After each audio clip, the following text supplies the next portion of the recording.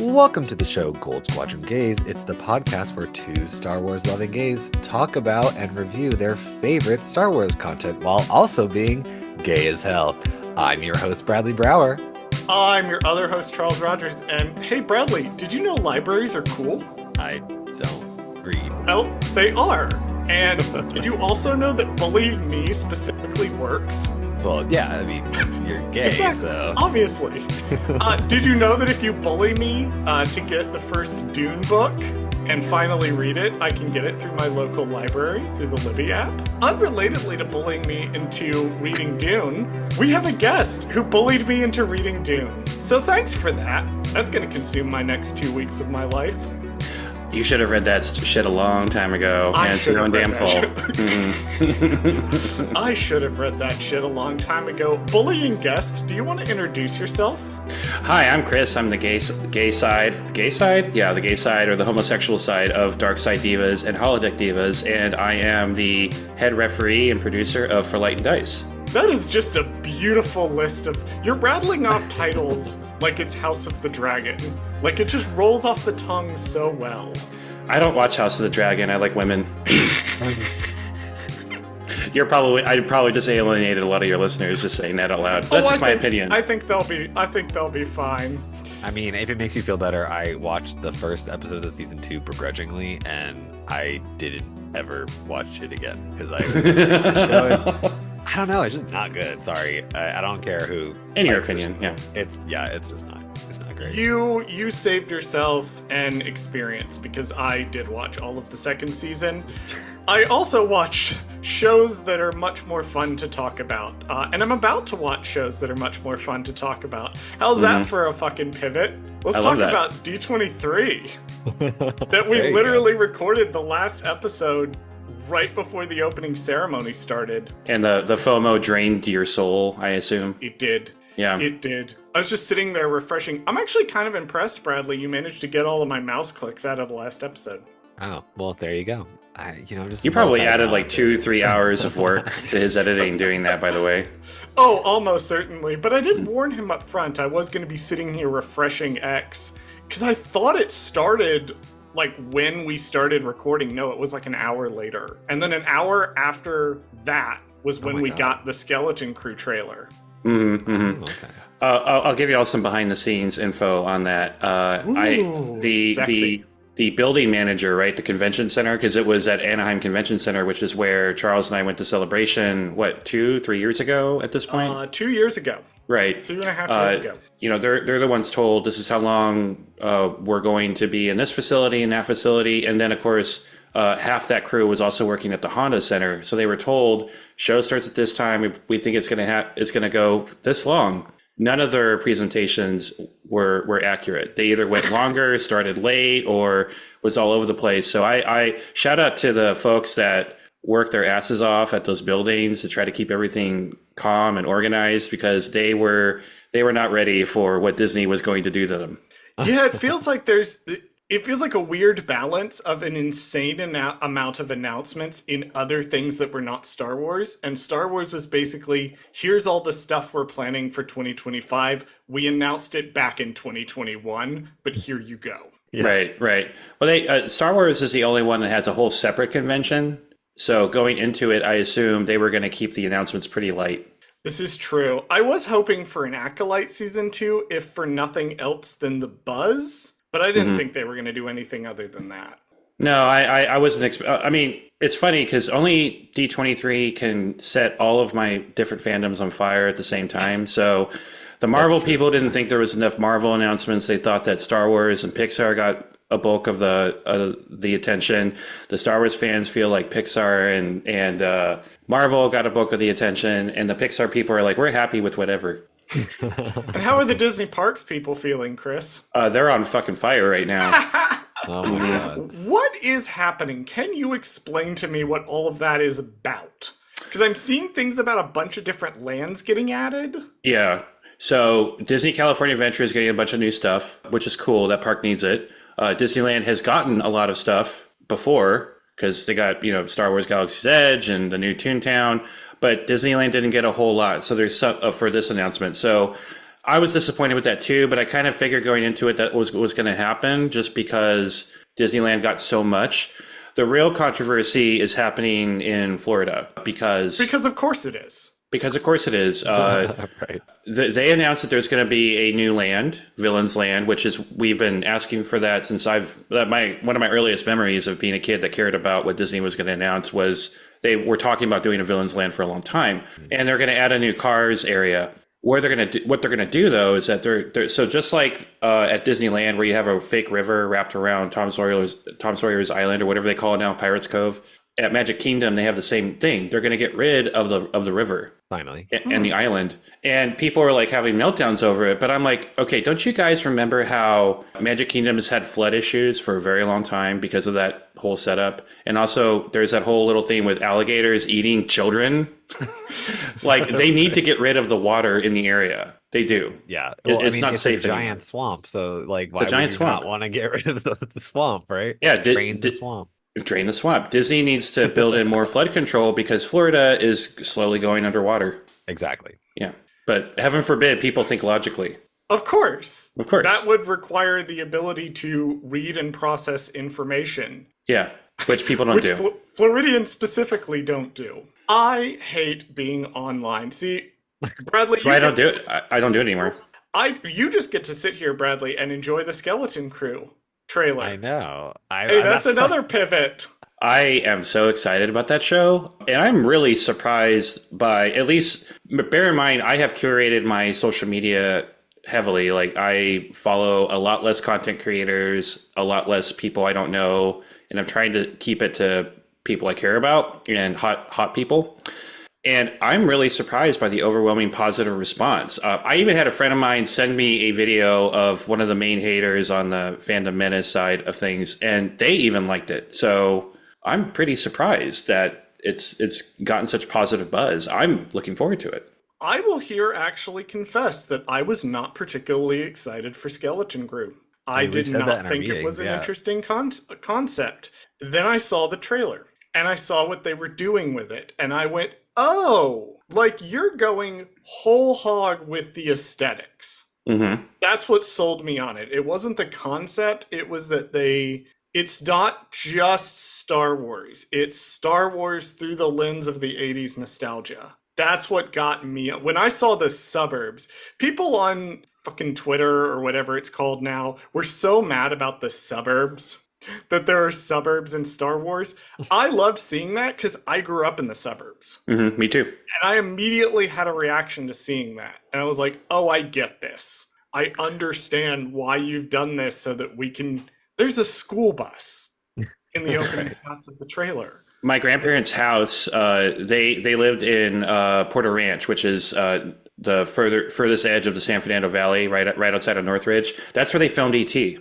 So when I saw the suburb, I was like, that is where I grew up. That looks a lot like where I grew up. So I loved it. My favorite thing, though, is that they canonized Captain EO. Christ, you're going to get on this. So for our listeners who have not listened to the entire back catalog of Dark Side Divas, the only podcast I've ever seen mention this, what is Captain EO? Captain EO is a big train wreck that... is still to this day the most expensive piece of film ever made for like just 10 minutes. A short version, in the 80s, Disneyland was having attendance issues, and so they wanted to bring in more of the MTV generation crowd. So Francis Ford Coppola, George Lucas, and a bunch of other people made a short 10-minute 3D movie that included Michael Jackson, who played Captain EO, and it was a full sci-fi 3D experience. The coolest thing about that is that that's how I met Angelica Houston. Oh. She was the villain, and she is the Supreme Leader. So she is officially the first Supreme Leader in my galaxy of Star Wars. Now, officially. And there is, correct me if I'm wrong, a little alien from Captain EO that appears in the Skeleton Crew trailer. Yep, the little furry butterfly thing with a tail. That's from Captain EO. The little elephant kid is also of another species from Captain EO. So there's a lot of allusions to Captain EO. I thought that was an Ortolan. Mm-hmm. Or the hands little Max Rebo guy. He's like walking around though. How can it be Max Rebo? That's true. It can't be a Max Rebo because you're right. Yeah, You're because they right. have their feet are their hands and their hands are their feet. So like that kid was like walking around like it would be fucking weird. Like Wait, do they actually? I don't know. Feel like Max Rebo is special. I feel like Max Reba's just a special boy who keeps surviving yeah. things. Yeah, I And need him maybe in they'll the do air to some be dumb thing where armored. this blue kid is like a hybrid human thing that they did with Jackie or whatever, the same thing. Like they'll be like, oh, it's just a hybrid, so it's okay that he's walking around, he has hands and whatever. You know But what I that like that being a he's hybrid from implies, that though, movie though. Bradley, right? You what? It implies that a bipedal humanoid species fucked the elephant Oh, alien. well, yeah, but I've done that's bound to worse. have happened at some point in Star Wars. Yeah. That's Oh the dirty boy. little secret about Star Wars that they don't want to tell you is that all the humans fuck all the aliens in Star Wars, but they just don't want you to see it. But they're there. There's hybrids No, all we over the know. universe. George Lucas would have fucked a Twi'lek if he thought he could get away with it. He probably did. We also got the Andor sizzle reel confirming the return of K2SO and director Krennic. Oh my Nice. gosh. And also a lot of Mon Mothma in that sizzle reel, which did make me personally very gratified. Weird. I haven't seen the sizzle reel yet, and I don't think I'm going to. When I was doing research for this episode, which started before D23, I really realized, you know what? I really don't like trailers anymore. I feel like trailers give away too much, and I want to be as Andor I've selected as my show. I want to be surprised as much as possible, so I'm going to go out of my way not even to see any of the trailers. Probably for the best. Well, then Yeah. I will make sure to not tell you anything else that's in the trailer then. Well, you can tell me now. I've already heard like some of the rundown, but like when the official trailers come out, I'm just not going to watch gonna watch them. any of them. Yeah. That's seems funny. like- That's mirrors what I did with Rogue You One do because that. I did that with Rogue One when it came out because I had seen nothing but the teaser trailer. And Mm. to be fair, none of that was in the movie. So I know. so really I went into that movie completely blind, basically. Like I had no idea what like really the plot was. I was just very like, I have no idea what this is, and I just enjoyed it. So I feel like, yeah, with Andor, that's such a great idea.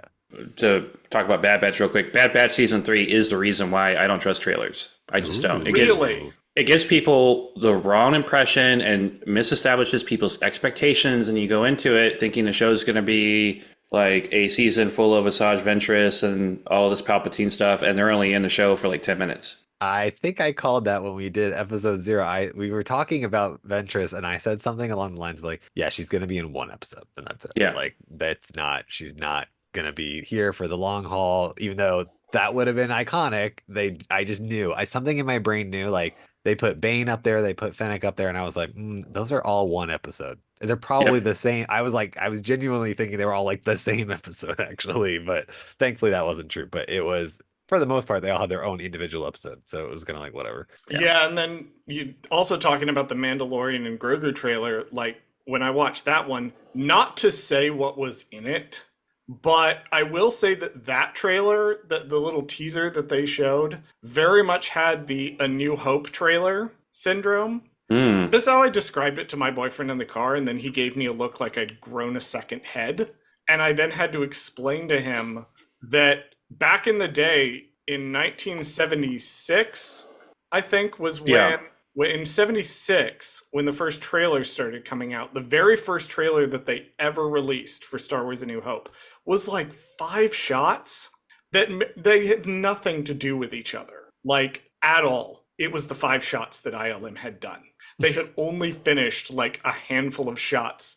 And it was the same thing of the Andor stuff they showed at Celebration. Like I got the sense I was like, oh, okay, so this is the stuff you had done for us to look at. But it's not going to tell us anything substantial about what's actually going on in this. Right. Their trailers do lie. They've been lying ever since The Last Jedi. Yeah. Force Awakens was pretty clear about what the movie was going to be about, and then Last Jedi proceeded to extremely lie about the movie, The entire which I movie, was yeah. fine with, because I love that movie. But yeah, it's that whole mystery box thing that I don't like. But also, like, I feel like trailers lately have also been having a habit of blowing all the big stuff in the trailer. Mm-hmm. There's never any surprises anymore, which I'm fine with, like, media getting quote unquote spoiled and just saying what's in the movie. But when I go to watch the movie and the stuff that's in your trailer is also all your stuff for your big climax of your movie, then I start side-eyeing a little bit. Yeah, I mean, especially I think the Ahsoka show marketing and the Mandalorian show marketing for all the seasons were pretty bad about this. They kind of just showed off everything that was going to happen the first 2 episodes, with like maybe the exception of like 1 or 2 scenes. So then you have people building all these conspiracy theories about the scenes that weren't included, and they create all these expectations, and then those expectations don't get met because they're going to tell a story, and it's better that you go into it just try to do your best to suspend disbelief and get into it, instead of like going into it something thinking this has to happen or else I'm going to get super angry and riot. And if that is your mentality, you should talk to a therapist. Yeah, I obviously have things that I want to see in pieces of Star Wars media, but I also 100% agree where if you're going into a piece of media saying, I've formed this expectation of what this show is or movie is going to be, you inevitably set yourself up for disappointment, because you're either going to be like, well, I called that, there's no surprises, or that thing that I thought was going to happen didn't happen, and therefore I am upset about it. You're really just setting yourself up for defeat at that point. You're, whatever the opposite of setting yourself up for success, that stupid bullshit corporate thing that I constantly have to hear in my life is, you're setting yourself up for the opposite of that if you go into a piece of media with that mentality. So I enjoy seeing what's in these like presentations. I am I'm more curious about Celebration coming up. I feel like that's where we're going to get, because we're almost kind of at the end of sort of phase 1 of their Disney Plus stuff. Like, they ran into this major problem where they announced all this stuff in 2021, and we just got the last of it, which was Acolyte. It's kind of over, yeah. Yeah. So now it's like, where do we go from here? If you're an idiot, you're like, well, that definitely means they're going to stop making things for Disney Plus, because Disney Plus is a money pit and never makes them any money. And I'm like, that is the dumbest thing I've ever heard. Let me tell all of my friends who work in entertainment so we can laugh at you. And also, Disney Plus is now officially the second streaming platform that's profitable. So that's not true anymore. It's making them money. Really? When did that happen? They announced it at the last quarterly earning. Really? I didn't know that. I have to go be smug to some people after this. Yeah, what Disney is doing is working. Now, I'm sure it's a combination of them distributing the streaming platform across the world and combining Hulu and ESPN and stuff, but it nonetheless is turning a profit. That bundle really is helping, because I mean, it got me. I'm not gonna lie. I mean, because I was looking at my I have all of my stuff on my Apple Card, and I can see every single subscription service, and I was like, Netflix, Hulu, all that stuff, and I was like, ugh, I just wish they were all on one thing. And of course, I stupidly moved it all to like Disney Plus. So now I have my Disney Plus bundled with my Hulu, obviously. And then I just added, you can bundle it now with Max. So I have all 3 of them bundled now. You can't use them on the same platform like you can with Disney Plus, and Hulu, but at least like I pay for it all at one thing. I saved like $5, I guess. But did I really say $5? Because they raised the prices by $5. So it's like kind of like a stupid fucking thing. It's not $5. It hasn't not dawned on me that I just want fucking cable. I get it. It's the same fucking thing. They're just packaging. But you can watch what you want whenever you want. That's the thing. That's been the real innovation of streaming, which is weird because back when Netflix first started gaining popularity, that was the actual appeal of streaming. It wasn't original content. Like, they weren't making original content. Orange is the New Black and House of Cards were a big fucking deal. Because the idea of having a proprietary streaming service that makes its own content was revolutionary at the time. And that was the original draw of streaming services, was you could watch whatever you want. I could go in and I could watch 5 seasons of Doctor Who, because I wanted to catch up on Doctor Who. And it was all on Netflix, so I can just go in and watch it. And then I get the new season on, I think, Apple, whatever the iPod version of Video Player was. I don't remember the name of it. But that was also the day where if you wanted, like, digital versions of TV shows, you had to buy the whole season on the outset.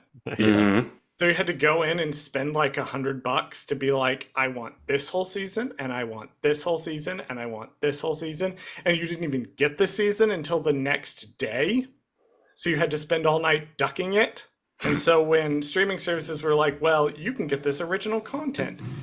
So I think that combining the cable model with the always availability was going to be the direction that this went. That's Yeah. just the one that makes sense for companies, and that's just the one that makes sense for consumers. And also then they can cross license to each other. Like AMC Plus licensing Interview with the Vampire's first season to Netflix. Last thing on my side about streaming. I had to laugh my ass off today because I work for a European software company. So sometimes I VPN through a EU zone and I forget to turn it off. So when I load Disney Plus, I can see whatever they're getting. And European stuff, yeah. Right. And I'm emotionally preparing myself for Alien. So I'm rewatching the Alien movies and I pulled up Disney Plus and I looked at it. It was like, I can watch Absolutely Fabulous on Disney Plus now. Amazing. So I did that. That's hilarious, actually. Yeah, one thing you can definitely not watch on another streaming platform because Disney is not going to ever let it go is their proprietary Star Wars content, and specifically Star Wars The Bad Batch, its third season's final episode, which is what I think we're talking about today. We brought on somebody who really likes it so that we could end this with the appropriate level of hype. Yeah, Chris, you should feel honored. We haven't had a single guest all season. You're the only one. I just assumed people got tired of talking with Charles, which I can relate. But I mean, to be fair, that is a completely reasonable concern. It was a scheduling issue. We had massive scheduling issues in the middle of this season, but I was like, we got to get Chris on for the finale. We've had him on every single season up to this point, which I'm really excited because the show's over, which means you guys can talk about it. Yeah. I don't even know how that's like. Acolyte has messed everything up for us, so we just don't know when we're going to get to it. I haven't even I'm still focused on. We're doing Rebels right now, so I'm still focused on getting through that show. But so I don't even want to think about what we're going to do after Rebels. I mean, it would have been the original trilogy, but then Bad Batch finished, and Andor's going to finish in 2025. Right. Yeah, so... The rule, Bradley... That's a really complicated schedule, too. For Bradley and listeners, what we're talking about specifically is on Dark Side Divas, they have a rule not to cover a piece of media until it is complete, so that they can tell that they can go through the complete story. So they haven't been able to talk about the Bad Batch, and specifically the fact that they go to Camino. That's a deep cut joke. Yeah, and I wish now in hindsight that we didn't stick with that rule because we were doing Holodeck Divas, which is our Star Trek one, and we just decided we're just going to talk about the shows as they were released in real life order because Star Trek does crazy stuff with timelines, and we're just not even going to bother. They time travel in like episode 4 or something of exactly. the original series. Like they invent time travel single-digit episodes into the first season. So my friend Kevin, he's really desperate to launch a Real Housewives podcast, and his idea was, we're gonna do what Dark Side Divas did. And I'm like, what do you mean by that? And he says, we're gonna do chronological release order. So first two seasons of Orange County, then season 1 New York, then season 1 New Jersey. And I'm like, that's a psychotic way to. That's psychotic. Yeah, you're gonna be skipping through 6 different shows at the same time. All the time, and then they're even getting more detailed. We can only cover 2002 to 2003. Right. What?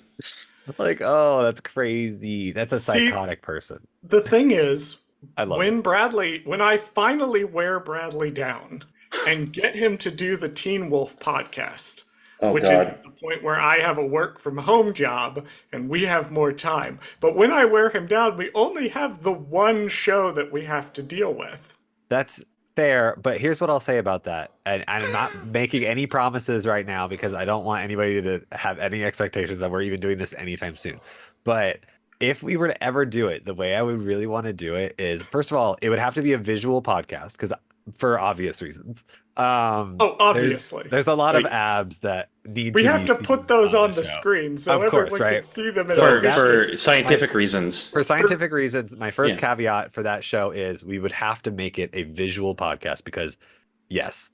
The second caveat would be we'd have to include somehow a bonus kind of like side show where we cover Wolfpack because it's not related at all in any way, shape, or form, but it kind of also is. They took it off Paramount Plus, Bradley. We've been over this. I would I have will watched find it. a way to They watch took it. it off We will Paramount. do it. There are Okay, you ways. send me a way to watch this show, That show and I is will so happily watch it. fucking hot. Like I can't When explain I'm it. done, Like, you already have me. I had to pause Elite because Holodeck Divas decided to put the foot on the gas, and I've been watching Star Trek for a couple of weeks.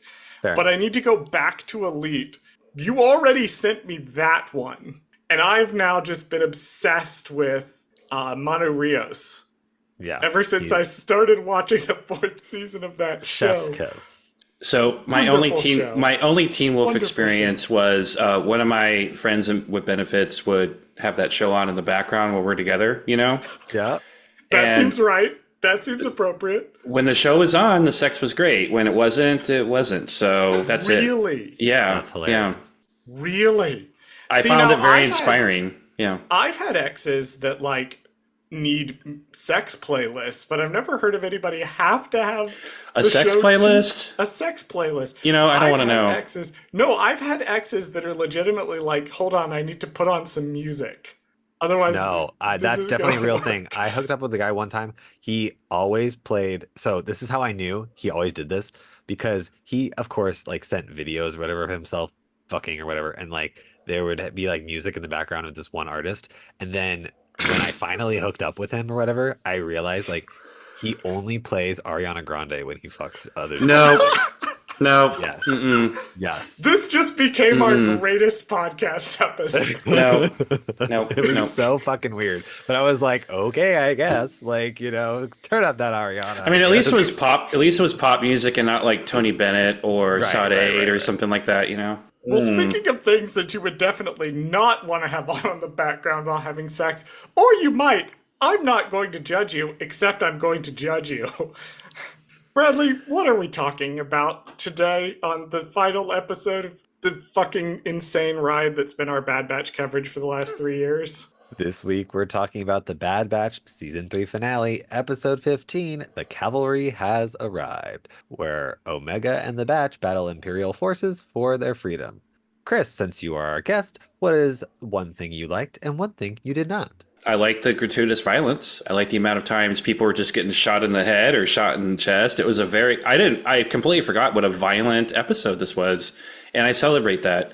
Honorable mention, the score was phenomenal. I love it. Okay, I'm gonna interject because we're just gonna get this out of the way. Bradley, unmute your microphone. I'm Everyone, we're just gonna say it at once.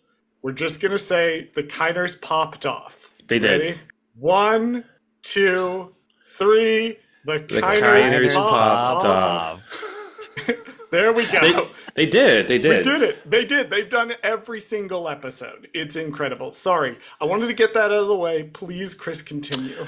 What I didn't like, that's a hard one. There was a few editing mistakes they made during this episode where they abruptly like snapped off too far away, and I'm wondering why they did that. Like there were a couple hallway scenes where they just switched to a different scene all of a sudden, and it kind of cut off the dialogue, and I was kind of surprised they haven't corrected that yet.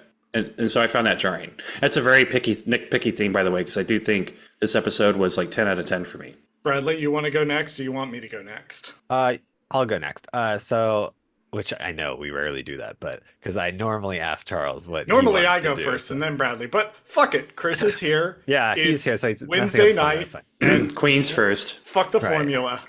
So one thing I really liked about this episode was I think they used every character like in what I thought was a very clever or smart way. I just thought that like everybody had their moment that they wanted to, shine each character and their talents and whatever it was. I really liked some of that stuff. I liked certain characters got redemption, certain characters got X'd the way they wanted to.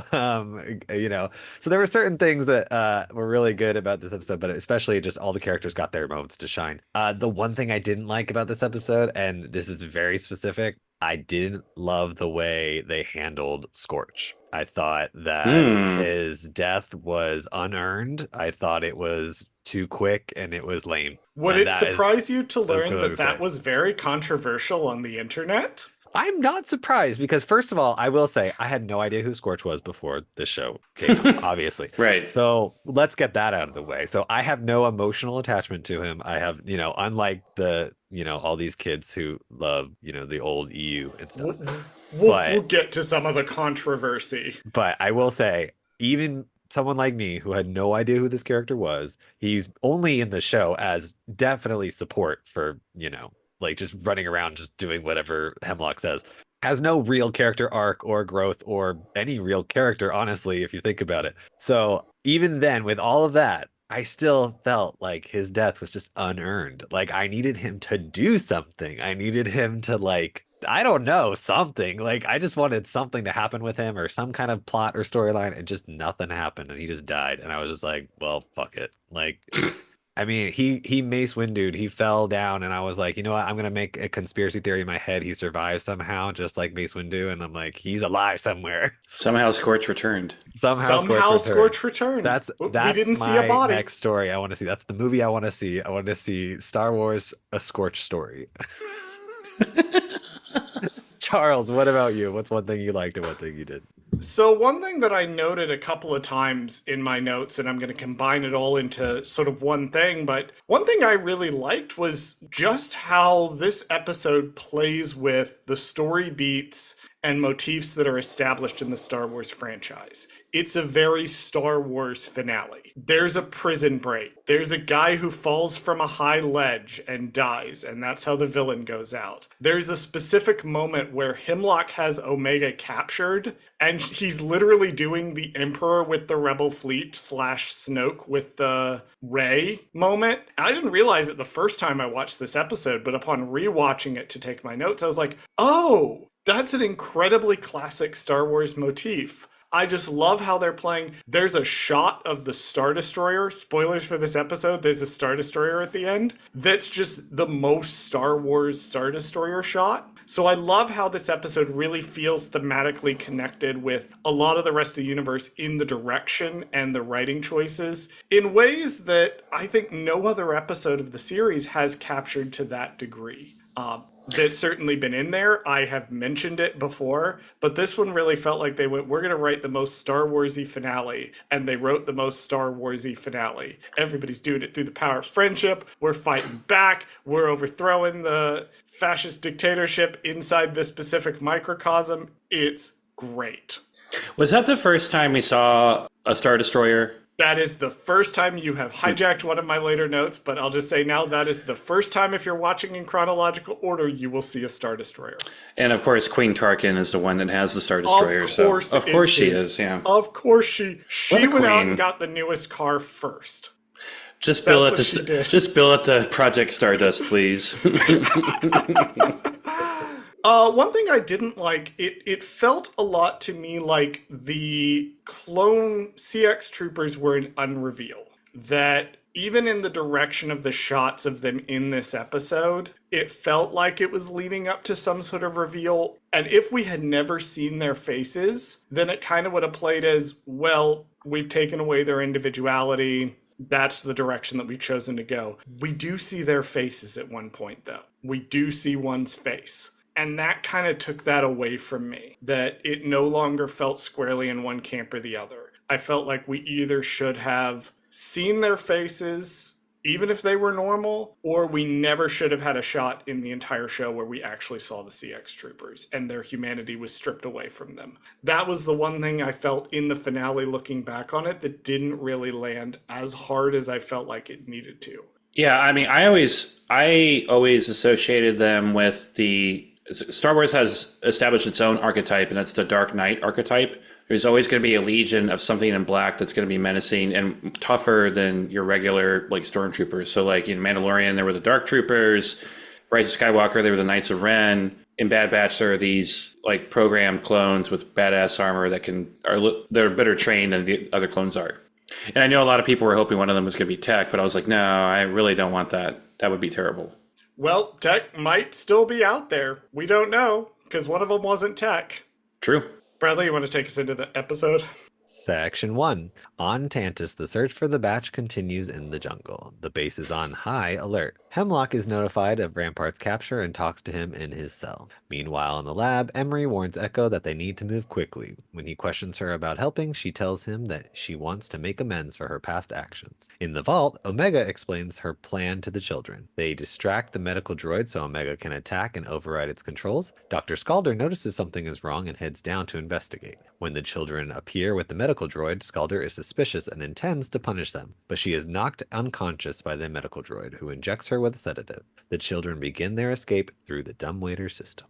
There's a lot that happened in that very first section. That's honestly, Oh, yeah. I'm prefacing it now. Every section is going to end up being like that because this episode just like to throw scene after scene after scene. It was like I could not section this off like very easily because it was just so hard. Because they jump around a lot. And when I was preparing to do research for this episode, because mind you, I've been doing Rebels episodes, and when I go back and watch Bad Batch episodes, it's generally from season 1 or 2. I'm thinking, oh, it's going to be a 27-minute episode, and I load it up, and it's 47 minutes, and it's like, oh my god. But it doesn't feel like it. I felt like I watched a 20-minute episode. Did y'all notice there was a different intro? I did. Yes. A much sadder intro, a more menacing intro. Oh yeah, loved that. One of my favorite parts of this, and generally for the back 3 episodes, because it continues into this, is how Rampart's still fucking trying. Well, of course he is. Of course he is. Of course he is. He's trying to sass back to Hemlock, and Hemlock's like, dude, shut the fuck up. Hemlock is way harder than you, man. You got to stop. Even with your beard, it's just not going to happen. It's not happening. He's way cooler villain than you, can't you tell? He has black gloves. He has one black glove, I think. One black glove, yeah. One black glove. He has one because he has to be super ominous. I'm not sure why he has the one black glove. Because they were going to foreshadow the canonization of Captain EO. Because Christ. Hemlock, Michael Jackson had one black glove. How about that? Okay. Sure. It was a coded message to us back in season 2 that fucking 10-minute film with Michael Jackson is going to get canonized eventually. At least that's my theory. Look, you think you're trying to convince me that Star Tours is canon. And yes, the original was somehow canon to Legends, but It was never canon. Like, Star Tours is not canon. I make that joke all the time to make Charles's head bigger. it's true. It does make my head bust up like a balloon. It does. But no, it's not canon. What I was really shocked by right out the gate was the fact that we're going to try to mix it up between all these different characters and somehow maintain the integrity of the story they're trying to tell, which isn't Clone Wars or Bad Batch's strong suit. I often feel like when I've gone back and watched Clone Wars episodes that I haven't liked is when they skip around a lot because when they tend not to focus on one character, the story doesn't execute as well.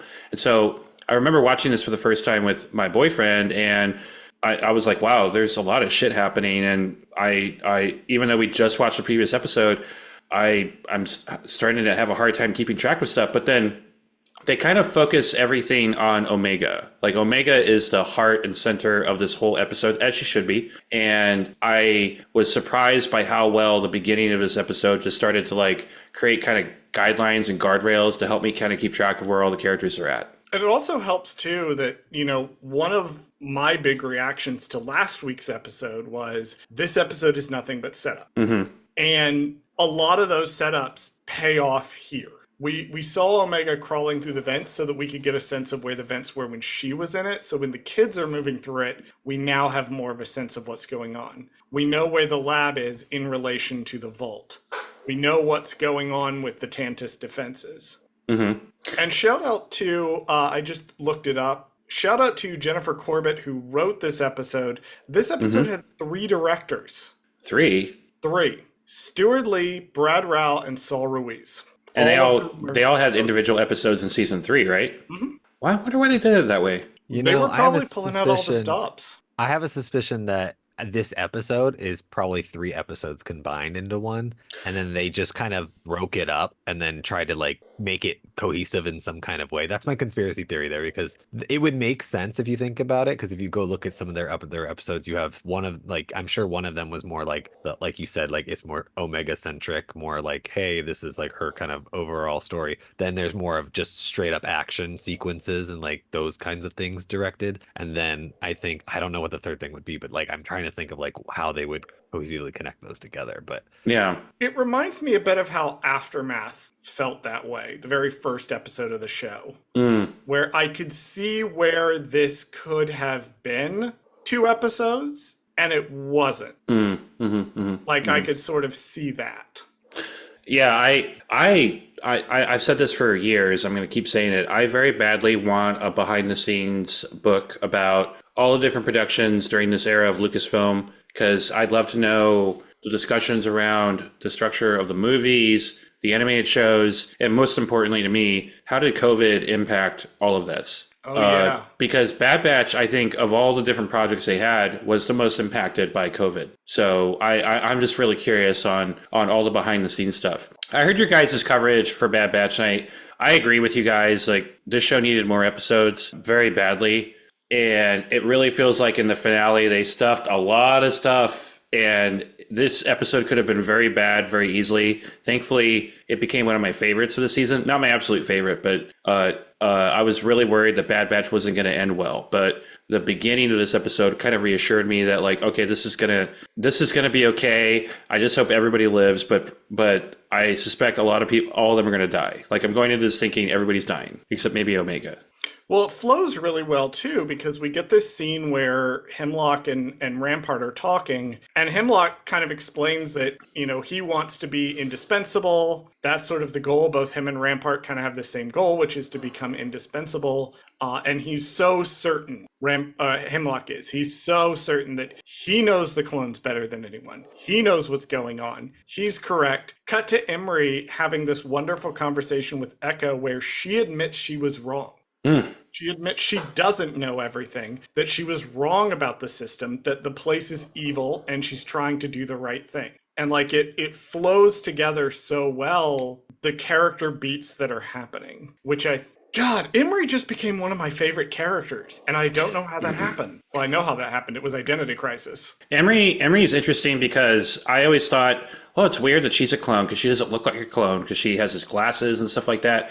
By the end of this episode, when she's standing right next to Echo, I believe it's Echo, she looks just like them. Just, long hair and a female shaped figure, but she looks like a clone. So I love all the moments she had with Echo the most in this episode. Between the different banner of each character, like Echo and her were perfect. And Echo was really like the best character to have her connect with, because we've known Echo for so long. He's a George Lucas creation. He's from the very beginning of Clone Wars. So I love this. Well, also we mentioned in the last episode too that the idea of teaming up the guy who was experimented on by evil scientists with the evil scientist who's executing a heel face turn at this exact moment is thematically brilliant. Like, that is an incredible pairing of these two characters together, knowing where Echo started all the way back in the first. This is more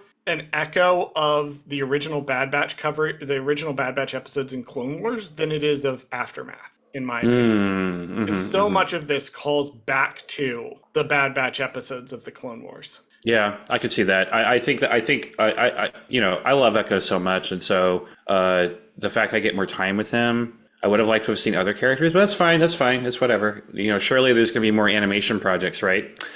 So I'm just glad that and grateful that we got more Echo, just period.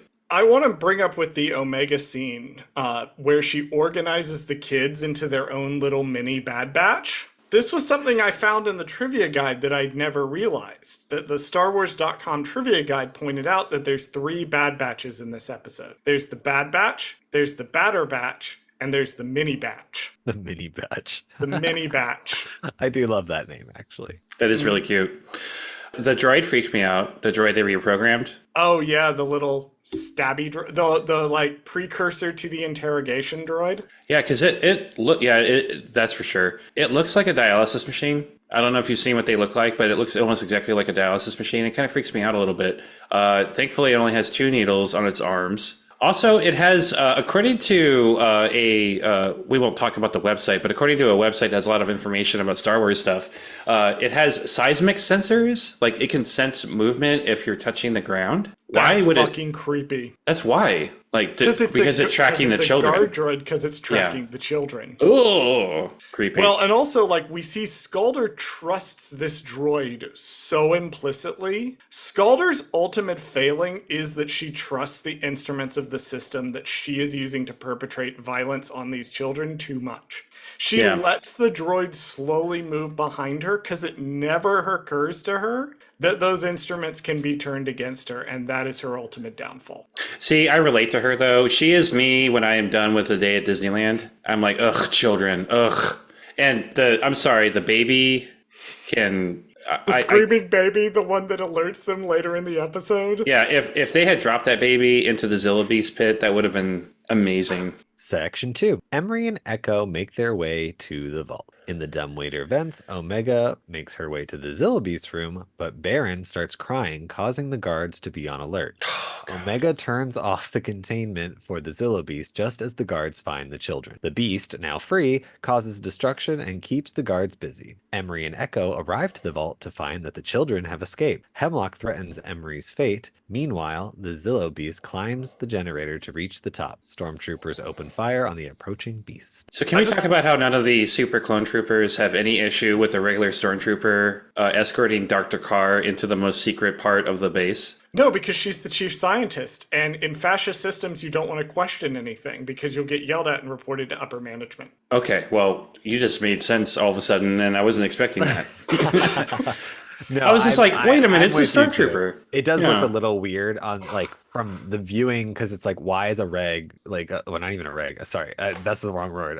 Why is a normal stormtrooper just randomly with the chief scientist, and then he's kind of escorting her, kind of. But if you think about it, Hemlock is always escorted by the super commandos, and so it would make more sense theoretically that she would also be escorted by super commandos if they're trying to do this kind of this section is only for the private people, only the higher upper class people can come in this section. So it does look a little funny that the regular stormtroopers there, but I guess to Charles's point, he's right that why would you question her, because if she's number 2 in command basically, so it's I would never think that was someone you would want to question. I have said repeatedly that the number one thing that if you're a fascist piece of shit in an authoritarian system, the number one thing that you don't want to do, the thing you are cripplingly terrified of doing, is attracting the attention of the machine that you're perpetrating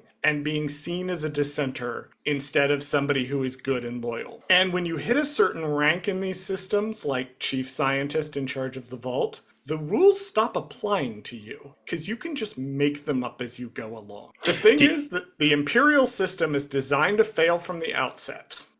Well, you sound like Thrawn all of a sudden. Do you think anyone's ever accidentally tripped down the hallway with the lasers and be oh shit, my arm, or something like that? Because I would be a little scared. Daily. Yeah. I think it happened. I think there's a little sign in the medical. There's a drainage side.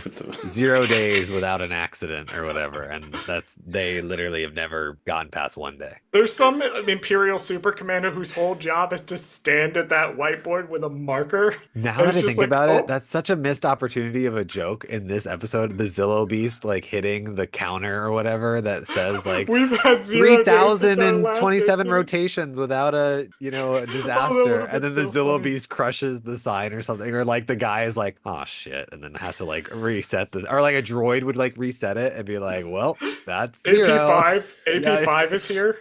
I like the idea of it being digital, so every time it resets back to 0, you hear Emperor Palpatine going, good. There you go. I will say the walking shot through the vault as they're walking through it and the camera is pulling back is an incredible shot. There's some really fucking good shots in this episode. Remember the era of, lighting and clouds and water being like the most expensive thing to animate? And now this whole show is nothing but that. Like, it's just like light effects and clouds and smoke and shit. Like, they're just like going all over the place with it. And we've come a long way, baby. Like, the animation tricks and the camera shots they're able to pull off with the show, outstanding. And they've maintained it. Like, I understand people have criticisms of Tales of the Jedi and Tales of the Empire, and they're not my favorite. I love a lot about it, but you can't deny it. The animation quality of those shows are off the chain, and I can't wait for more. Yes, I would like more Tales series, please. More animation, more Star Wars animation in general. Yes. More Star Wars animation in general, please. You know who's really great, Chris? You know who's fantastic? Animators. They are. They're great. They're great. Really they should also get paid fairly. And they should not have fairly. and they should not have their jobs threatened by AI. Just throwing it out there. Yeah, there should be more legal protections and contractual protections in place to protect the people who are doing the very valuable work. Anyway, let's talk about the incredibly animated Zillo Beast saying, fuck these guys. I love the Zillo and Beast. murdering the shit out of a bunch of fascists. I love the Zillo Beast. I had to go back and watch the Zillo Beast arc when I was preparing for this. I love that thing so much, even though it's like the weirdest design. Like, the design is just awkward. It makes no sense whatsoever. But it's there's like a random arm coming off its back, and it's just like whatever. But it's the Zillo Beast. It's super awesome, and I totally forgot in the second. I think it's the last episode. I forgot the episode where Palpatine's about to get fucked up by the Zillo Beast, and he's with Anakin and Obi-Wan, and he's the only one to ever say, I have a great feeling about this, or something like that. I fucking love everything with the Zillo Beast. My favorite addition they made to the show was including the Zillo Beast and also letting the Zillo Beast go free and probably cause an ecological disaster for this whole planet. But fuck it, it's the Zillo Beast. I love him. Yeah, and in the intervening time between when we did season 2 and when we've watched this season, I have been watching more Godzilla movies. Because my friend, hey, did you guys know bullying works on me really well? And I went and saw Godzilla -1 in the theaters, and it legitimately was so good it changed my perception of media. It's so good. Like, it's on the short list of things that I've watched that I'm like, I walked out of that theater, I am a different person now. And so now I'm like, kaiju shit, let's go. Let's fucking go. Yeah, I've been a fan of Godzilla since I was a little kid, so I was very happy to see that movie. I was so shocked and surprised because I went out of my way not to read anything about it, and that movie was way too good. And the Star Wars has legitimately done really well with the monster movie themes and representation. Like if you all haven't seen it before, go back to the Clone Wars and watch the Zillo Beast arc. Star Wars does such a good job with monster stuff, and the way they did the Zillo Beast in this episode was perfect. The rising out of the water, the fucking shit up, and people are shooting at him even though they know their weapons aren't going to work, and he still smashes them, and he just makes all kinds of like chaos and havoc, and then just walks away. Like, that's just perfect. God, I love when Star Wars is like, yeah, I mean, we're space fantasy, but like, what if we became something else for 5 minutes? Those are always some of my favorite moments in Star Wars. When it's like, we can be an 80s nostalgia movie with suburbs for some reason. Don't think about it, but it's awesome. Okay, new idea. Okay. What if we do Tales of the Zillo Beast? Yes. That could, you got something there. I don't know. Just 6 episodes of Zillo Beast shit. I don't know if I'd go full Zillo Beast, but I do think it would be really interesting. It wouldn't necessarily be Tales of the Zillo Beast. However, I think some kind of kaiju-esque story of like, you take the themes of Godzilla or whatever, and you do like some kind of nobody pilot or whoever going up against like a Zillo Beast. That would be a very interesting kind of story for them to do. I don't know who it would be about or what it would be like, but it'd be interesting. Yeah. The Clone Wars episode was really hampered by the limitations of the time. And I wish they would do another one. That's why the first Zillo Beast episode in season 2 for this was so cool. So a quick comment on the laser lighting that they use on the Zillo Beast. I was looking this up. They had to introduce a new type of animation matting to get that to work. They couldn't just use like some of the standard computer animation graphics. They actually had to go back and apply that a little bit later to make sure that the laser light effect kind of worked with all the other lighting stuff that they had. So So going back and watching that and knowing that, it's like, wow, they went through so much. It's interesting how they decided to spend more time on certain things and not enough time on other things like, I don't know, skin pigmentation. But, whatever. Yeah. But we've talked about that. That's a dead horse we've beaten. That's a recurring bit. Yeah. That's a continual recurring bit. We need to talk about Scalder, who's definitely going to get fucking murdered. Oh. She definitely got firing squatted. Do you think so? Because I don't know if enough. You know what? Yeah, I'm with you, Chris. I don't think so. I think that was what he would have done had he not, But I feel like he didn't have enough time to kill her because all the stuff was going on. So she might have gotten thrown in prison or something, whatever. But I feel like Tarkin probably dealt with her more than Hemlock did, and she probably didn't even care because he wasn't there. So he was kind of like, whatever, I wasn't there. Yeah, she might have actually ended up in a worse situation because Tarkin was the one dealing with her. Well, I headcanon that Tarkin walks up to her and is like, "What do you have to say for yourself?" And she's like, "I totally didn't like Hemlock. He was this really absurd, weird homosexual guy, and you're an awesome,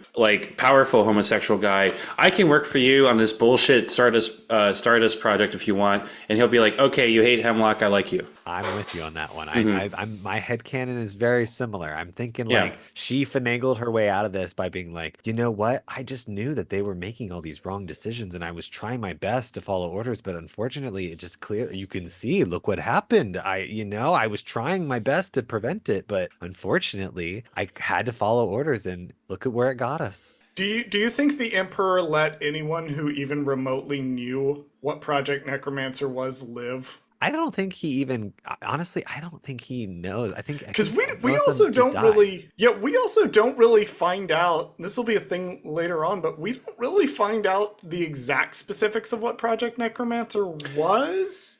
That's my general gripe with season 3 overall, not just this episode, but there's a lot of loose ends, which I know I have to assume there's going to be either another show, a comic book, a book, whatever, and Star Wars isn't good at tying up loose ends. That's fine. But no, we don't know what fucking Project Necromancer is at all. We only have this one movie that maybe kind of explains what Project Necromancer is. Yeah. Although it does get brought up, we know that it's resurrected by Brendel Huck's abusive piece of shit. Yeah.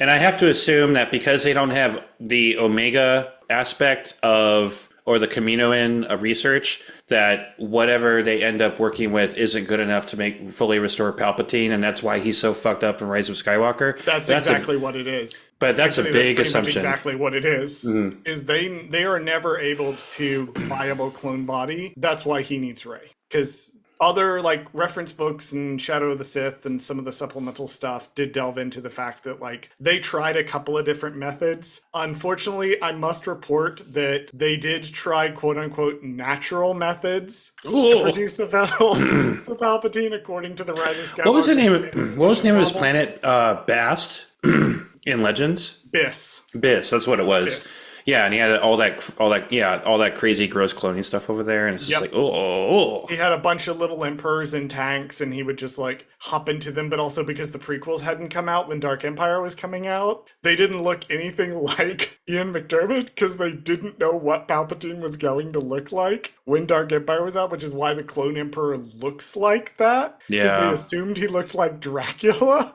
Yeah. Just a quick reminder, George Lucas doesn't give a damn about Legends. Well, George Lucas didn't give a damn about Legends. No, he did not. No. I personally am a Legends defender. Love my Legends, love my EU. There's stuff in it that's very important. It's important bits of Star Wars history, and there's some really good content still in there. If you are coming to me on God's internet and trying to tell me with a straight face in my eyeballs that George Lucas left behind an amazing story, and you show me Legends books, you are wrong on so many counts that I don't know where to begin. 1, he did not care for any of that stuff. 2, to call it amazing overall would be an incredible stretch. And number 3, the only reason y'all were gonna get Darth Talon in the sequels maybe is because he was walking through the vault and saw a mostly naked Sith Twi'lek lady. That's the only reason that was there. He didn't know who Darth Talon was, and he didn't care. Bradley, have you ever read a Legends book? I've never read one in my life. However, I have purchased an omnibus of The Glove of Darth Vader. So it's sitting on my shelf. We're There's gonna do it someday. Oh. We're gonna book do the one Glove of and Darth book Vader book Oh. two. someday. So I have them sitting on my shelf back there, but I have no idea because I think it was maybe I was like in middle school or something, and I don't know how I got it, but I had the first book of The Glove of Darth Vader, and I'm assuming I read it. I don't remember anything from it, but I I had do. it, and all I remember is the whales or whatever, and that's like all it's Yeah. like. There's like Hmm. space whales in it, and then there's like a glove that's randomly like important for some reason, and that's literally all because it's like indestructible or something like that. It's Yeah. Darth So Vader's glove. It went through a wormhole that was created after the Death Star blew up and wound up on Mon Cala. And they need the real glove because there's a fake emperor who's claiming to be Emperor Palpatine's three-eyed son, but he's using a fake glove that has little, like, transmitters in it that fuck with people's eardrums and make it look like they're being choked, but they're actually not being choked.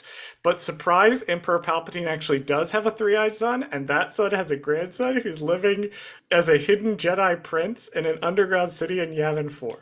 Anyway, don't read Legends. That sums up why you shouldn't Even bother. the Legends books don't know what to do with the glove of Darth Vader. But also, like, the Legends contents and places will, like, acknowledge there's a third Death Star because there's Star Tours. Like, it thinks the Star Tours, the adventures continue as kid. We don't have time to get into that. I mean, all I'll say about Legends real quick, just get it I off my love chest Legends. because I feel It's like great. It's it's so so batshit stupid and crazy. I fucking love it. I actually genuinely want them to do some kind of animated series where they don't change anything. They just animate in whatever style all the Legends stuff just so that it's like there for There's so like much of it. just to see it. Like I need There's to so I visually don't see think how you know what fucking you're dumb it is. asking Like, you know for, what I mean? Bradley.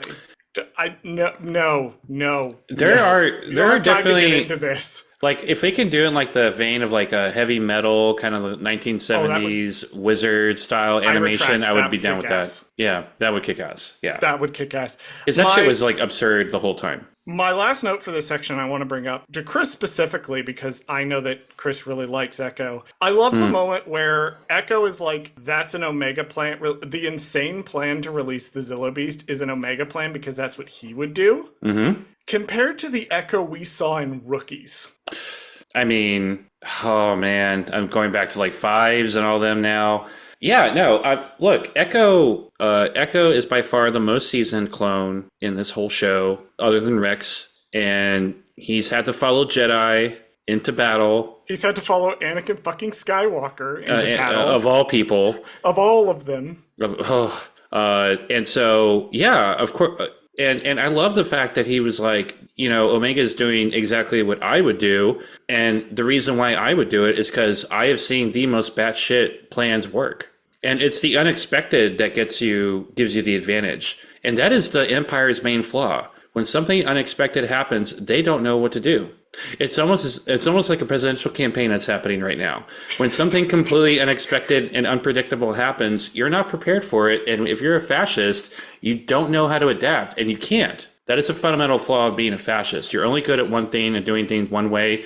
When everything around you changes and nothing is the same anymore, you can't adapt. You can't adapt to that, and you're going to fail. Y'all, please register to vote. Please register to vote. I said stealing that verbiage exactly from Steph, but I love the way she does it, so I'm just unabashedly stealing that. Please register to vote. If you are registered to vote, especially if you live in a swing state, please check your voter registration and make sure you're still registered to vote. Yep. Section 3. In the jungle, Wrecker is struggling to hide his injuries from the group. Crosshair takes notice and decides he will enter the base alone. But Hunter and Wrecker insist on working as a team. They are interrupted by the Zillo Beast as it escapes from the base and makes its way into the jungle. Omega and the children follow the path of the Zillo Beast used to escape and begin to climb. Elsewhere, Scorch informs Hemlock that the Zillo Beast has severely reduced their numbers. Hemlock orders air support to go after the beast. Scorch disagrees, thinking that this will give Clone Force 99 an advantage, which Hemlock anticipates. He makes his way to a secret chamber where he opens hibernation tanks containing numerous Clone X troops. So that first scene where Crosshair's like, "No, you guys gotta go away. I'm gonna go in myself." Blah blah blah. And then Hunter convinces them, no, she needs all of us. We need to come together.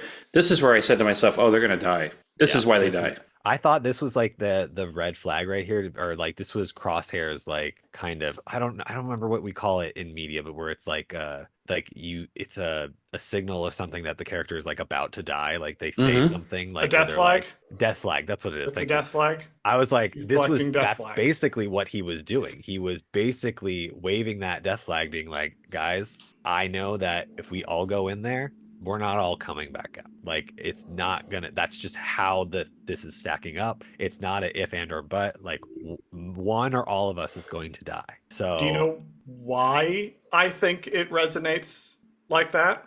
why is that? It's because it's the culmination of Crosshair's entire character arc across the entire season. This is the moment where his character arc ends. Because he has still, everyone has had to go on this journey to varying degrees of needing to forgive Crosshair. But we find out in this scene, the most important person who needs to forgive Crosshair, which is himself, has not done it. This is the scene where he finally does that. This is the scene where, through the fact that his brothers refuse to abandon him, he allows them to do that. He stops protesting. He goes with them. He finally, for the first time in 15 fucking episodes, accepts that he is part of the squad. But there's two people that are missing that he needs to hear from. One is Tech, which is not possible. Of course, we're at this point of the episode, I'm still expecting Tech to show up and like, oh, he's one of the bad evil people. But it didn't happen. No, Tech's actually dead. So there's no resolution there. The other one's Omega. He still needs to see Omega and save her and get her acknowledgement or forgiveness or whatever it is he needs. But he needs to do that no matter what. Well, he thinks he needs to sacrifice himself for her. And what he hasn't realized is that that's not what she wants from him. Right. The atonement that she wants from him is to live and be better, not be dead. And he's carrying Tech around because he's the first member of the Bad Batch out loud to say Tech's name in this season. Everyone else who has said it is not a member of the original batch. Echo has said it, Fee has said it, Omega has said it. None of the original 3 batch members have said it out loud. Well, they can't. He snaps and he says, we have not been the same since Tech died. What he's really saying here, and this kind of retroactively made the whole we're not bringing Tech thing up kind of work for me, was when he sort of snaps and says, you all just need to admit that things are different now. We can't go back. To which the extension is, we have to move forward. But Hunter and Wrecker are like, yeah, things are different. But you know what? Tech knew what the risks were, and he accepted that, and that is what it is. That's what we do. So get over yourself. We're going to help you, and we're going to help Omega. She needs all of us. And that's why I love Daddy Hunter.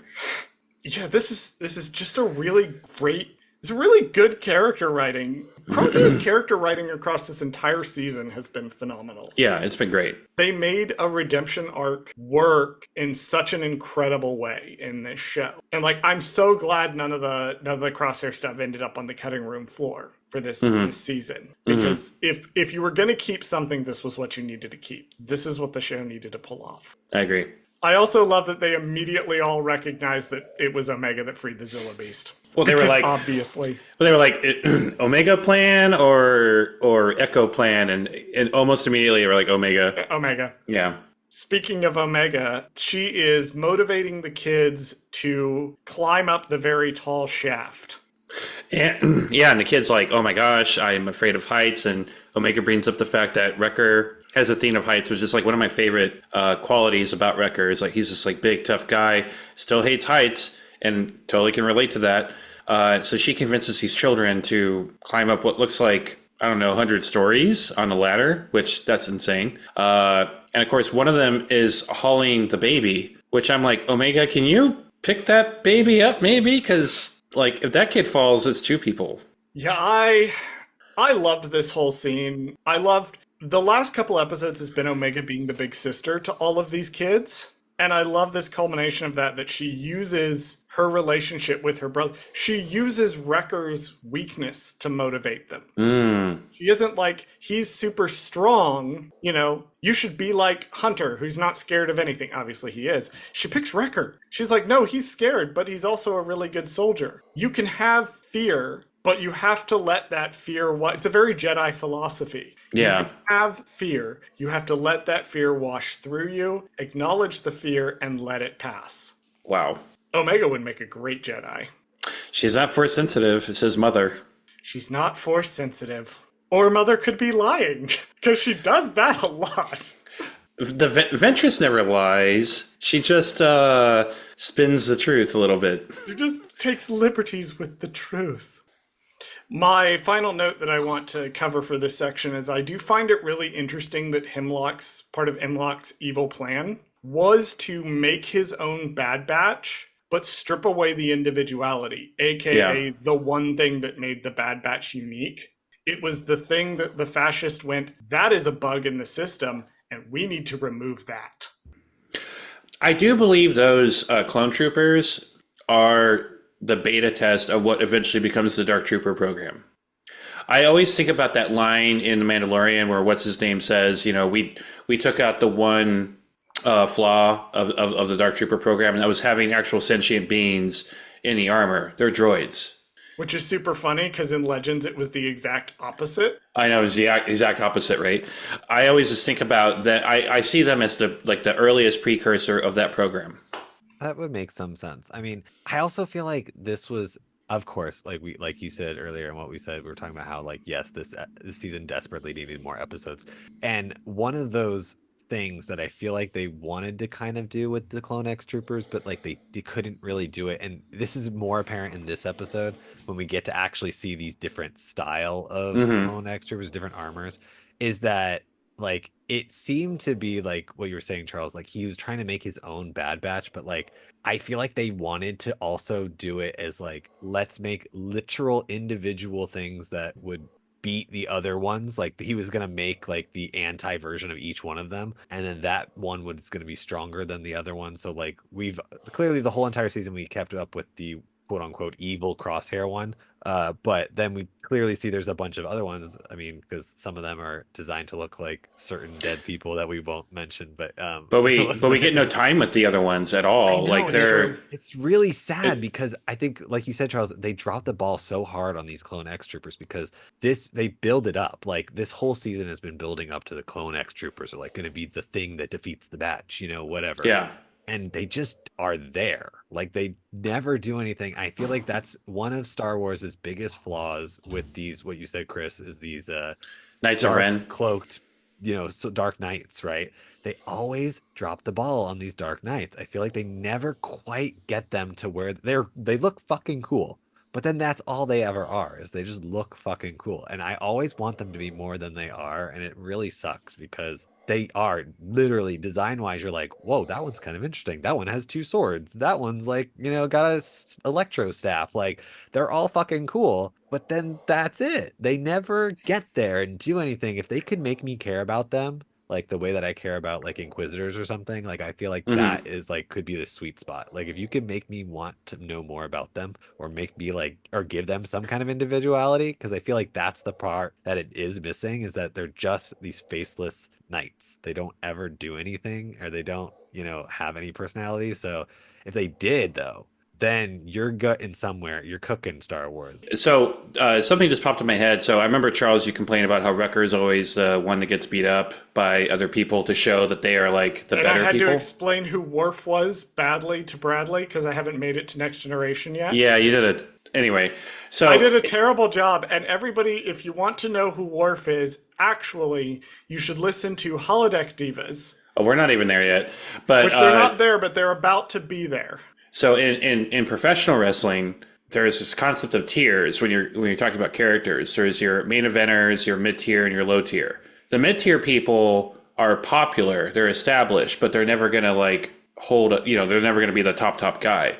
But they're still formidable enough to where if you want to build somebody up to be at the highest tier, you have to go through the mid-tier people. So Wrecker is a solid mid-tier character. He's designed to demonstrate how powerful villains can be. And that's why that's why he gets his ass kicked so much. But the key ingredient for villains is that you have to give them time to be villains. And I should have said this at the beginning when I said it was the thing I didn't like. They didn't give these Dark Troopers any time whatsoever to like, they busted out melee later in the episode, melee weapons that look cool, whips and shit. I was waiting for one to bust out a flamethrower. That would have been totally awesome. But they didn't. But they didn't. So we got none of that. And yeah, it's unfortunate, but it's not important to the story of the show. And I understand that. Section 4. Echo and Emery enter the wrecked containment facility and figure Omega has climbed to the top. Meanwhile, the Batch try to enter the base but are confronted by the Clone X troopers. During the battle, Hunter is trapped under wreckage, Wrecker is overpowered, and Crosshair tries to help but is held down by a Clone X trooper who uses a vibroblade and slices down on Crosshair's shooting hand.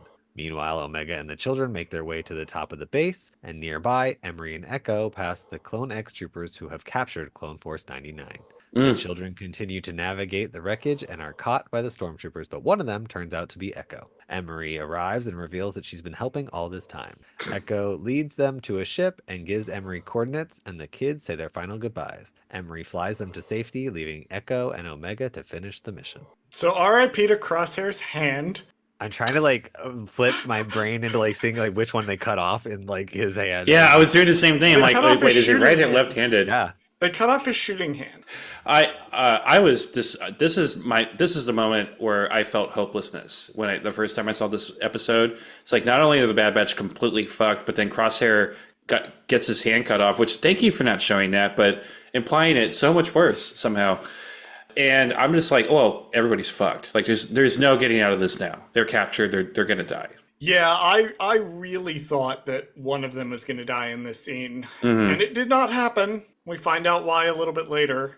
But I thought it was interesting that the entire time Crosshair's been so fixated on his shooting hand.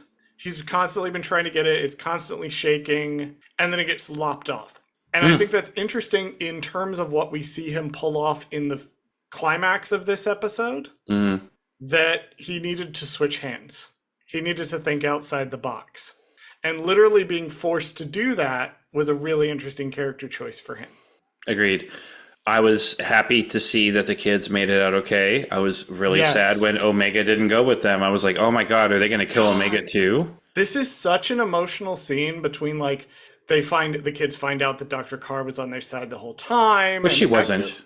Which she wasn't, but Echo gets to rescue these kids from experimentation the same way that he got rescued from experimentation back in the Bad Batch arc. And Omega levels up into becoming a full adult in this scene. There's so much. There's so much in this scene. It got me. Yeah, I agreed. I do find it weird though that Echo, whereas yes, Emery's been helping him, and so he trusts her on some kind of level clearly. It still doesn't quite read to me like, hey, here's 3 random kids I've never met before, and you have, and you were torturing them clearly. It's 4 kids. So, there's a baby. I never. Whatever. It's 3 kids. But whatever. 3.5 kids. I'm like, why would you give the ex-villain essentially here's 3 kids to kidnap and just fuck off? I don't know. Echo because Echo had to stay. I know. I'm like, Echo, you really need to think though next time about just giving somebody random kids and just being like, yeah, she'll take care of them. I'm sure. They were kids. To be fair, they were kids she had already demonstrated that she was trying to take care of. Yeah. Also, Echo's done worse. I mean, he's done far more crazy things than that. He's also more machine than man, so he's probably thinking more logically than you normally, and thinking, she's fucked anyway. She's not going to be able to go back to the Empire. So yeah, so he's going to go ahead and give away the coordinates to his secret base with the rest of the Bad Batch on Pabu, and that'll be that. Well, and I think it also is notable that he sends her to Pabu and not to whatever secret clone resistance. Yeah, he's not taking more Rexes. Still has going on. Yeah, by the way, I can't wait to see in the show what happens with Rex and... Would love to see that. Yeah, anyway. Oh, yeah, because the finale's technically... I genuinely feel this is kind of the halfway point of the finale anyway. And it's like, yeah, we're ready to see what happens with Rex and the, clone troopers and Cody and what's going to go on, we're ready. That's going to I can't wait to see what happens with Rex. Episode, right? Ventress, why did she just pop in out of nowhere? Like, I can't wait for that mean, resolution. the episode is called "The Cavalry Has Arrived," and guess what? The cavalry hasn't arrived yet. So I'm Right. assuming that that means Ventress and Fennec, they're all gonna That's show what Fennec. up I thought randomly. was going to happen. He's gonna show up. All Oh, of our friends, and Roland Durand is gonna show up randomly. Like, and what's her name's going to show up and ask for forgiveness? What was her name? Sid. oh, Sid. Yeah. Yeah. Sid. Sid's gonna show up too. They're Yeah. all gonna show up. Rise of Skywalker style. They're all gonna Yeah. show There are up more in of their us, ships, and they're all Omega. gonna- Yeah. Sure. Yeah. Yeah, Anyway. and you can really feel the absence of plot resolution for a lot of the sort of overall world building that they've been doing for this particular era in this whole season. Like they're trying very hard. The clone The whole episodes show. we talked about when the clone episodes happened, when we talked about them, it really felt in a lot of ways like they just had to wrap that up to an extent. And even the concepts that they introduce in that show, there's a part of the narrative that's missing between those episodes and where we see Rex and Wolf and Gregor in Rebels. That's still missing. So it really does feel like something happened on the back end. Maybe it was the show didn't do as well as they wanted. Maybe it wasn't moving the merchandise that they wanted. Maybe there was just budget cuts across the board. Maybe it was a Disney Plus thing. Maybe it wasn't even a Lucasfilm thing. Chris has brought up the extremely correct thing that I didn't even think of, that COVID was still going on probably when this season was being produced. So I this could actually be any also- number of things, but I think there's a major brand issue with the show. Do you remember the very first episode when we got the Clone Wars credits and then it melted and we saw Bad Batch? yep. That should have been the credits for the entire show. This is Clone Wars. This is not its own individual show. This is just an extension of the Clone Wars show. This should have just been called Clone Wars. I think they really looked at the response to the Clone Wars season 7 and the response, kind of what was going on with Clone Wars at the time. Some of it pretty toxic, I will say, but there was also a renaissance. Some of it was people wanted to hate on Rebels. And so suddenly the Clone Wars was the best thing ever. And so it really was. There were kids that were kids and early teenagers when the Clone Wars was coming out. And then those kids got older and started expressing how much they loved the show. And they saw the love for the Clone Wars things in Rebels. And they went, well, we could continue the Clone Wars. We could do more Clone Wars because we want money. And also this story there were a lot of loose threads with this story that never got resolved. So I feel like they expected it to be longer than it ended up being. I agree with that, but I feel like if you call the show Clone Wars, you could have allowed for more of the one-off episodes to occur. Like, we could have gotten a full Asajj Ventress episode. We could have gotten a full, just one Rex episode, but still focus on Omega and, the Bad Batch. Like, that's fine. I love the Bad Batch. I love Omega. Like, keep going with that. But we just need it. Like, what happened to Sid? Anybody? And what even Don't was know. the... I'm not going to relitigate Sid. I know. I love I already Sid. went on a rant about Sid made the right choice for her, not for the Bad Batch, but for her. But like what happened to her? I would love to see that character having to reconcile with that decision. Yeah. But I didn't. No. Section 5. In the containment room, Hemlock tortures Hunter, hoping to reprogram Clone Force 99 like the rest of his clone operatives. Elsewhere, Omega and Echo free the clones from the detention level, and Omega reunites with Nala Se. When Rampart suggests running away, Echo gives a speech about being clones and brothers. In his office, Hemlock gets a call from Tarkin, who warns him of the Emperor's concern. Meanwhile, Omega and Echo try to locate the batch, and Nala Se makes her way to the science lab to destroy her work, followed by Rampart. Once in the lab, Rampart confronts her with a blaster, demanding her to tell him about Project Necromancer. Nala Se secretly activates a dead. I love the interaction between Nala Se and Omega in the prison block. Yes. Because Nala Se, again, it goes back to that Star Wars theme of possession, right? Of possessing people. Nala Se has been trying so hard to hold on to Omega. Even when she can't have Omega around, like, she keeps Omega in Tantus as long as possible because she believes Omega's only safe around her. She lets Omega go only grudgingly. But in this scene, she finally lets go of Omega. She finally accepts that Omega's place needs to be with her brothers, not with Nala Se. She's outgrown Nala Se. This is where the show does the impossible. Because Nala Se has been one of my least favorite characters in all Star Wars for years, over 10 years. And in this moment, I love her. Yeah, because she lied about fives. Yeah. Like big, like it. That is still like my top 5 most fucked up moments in Star Wars of all time was that whole thing.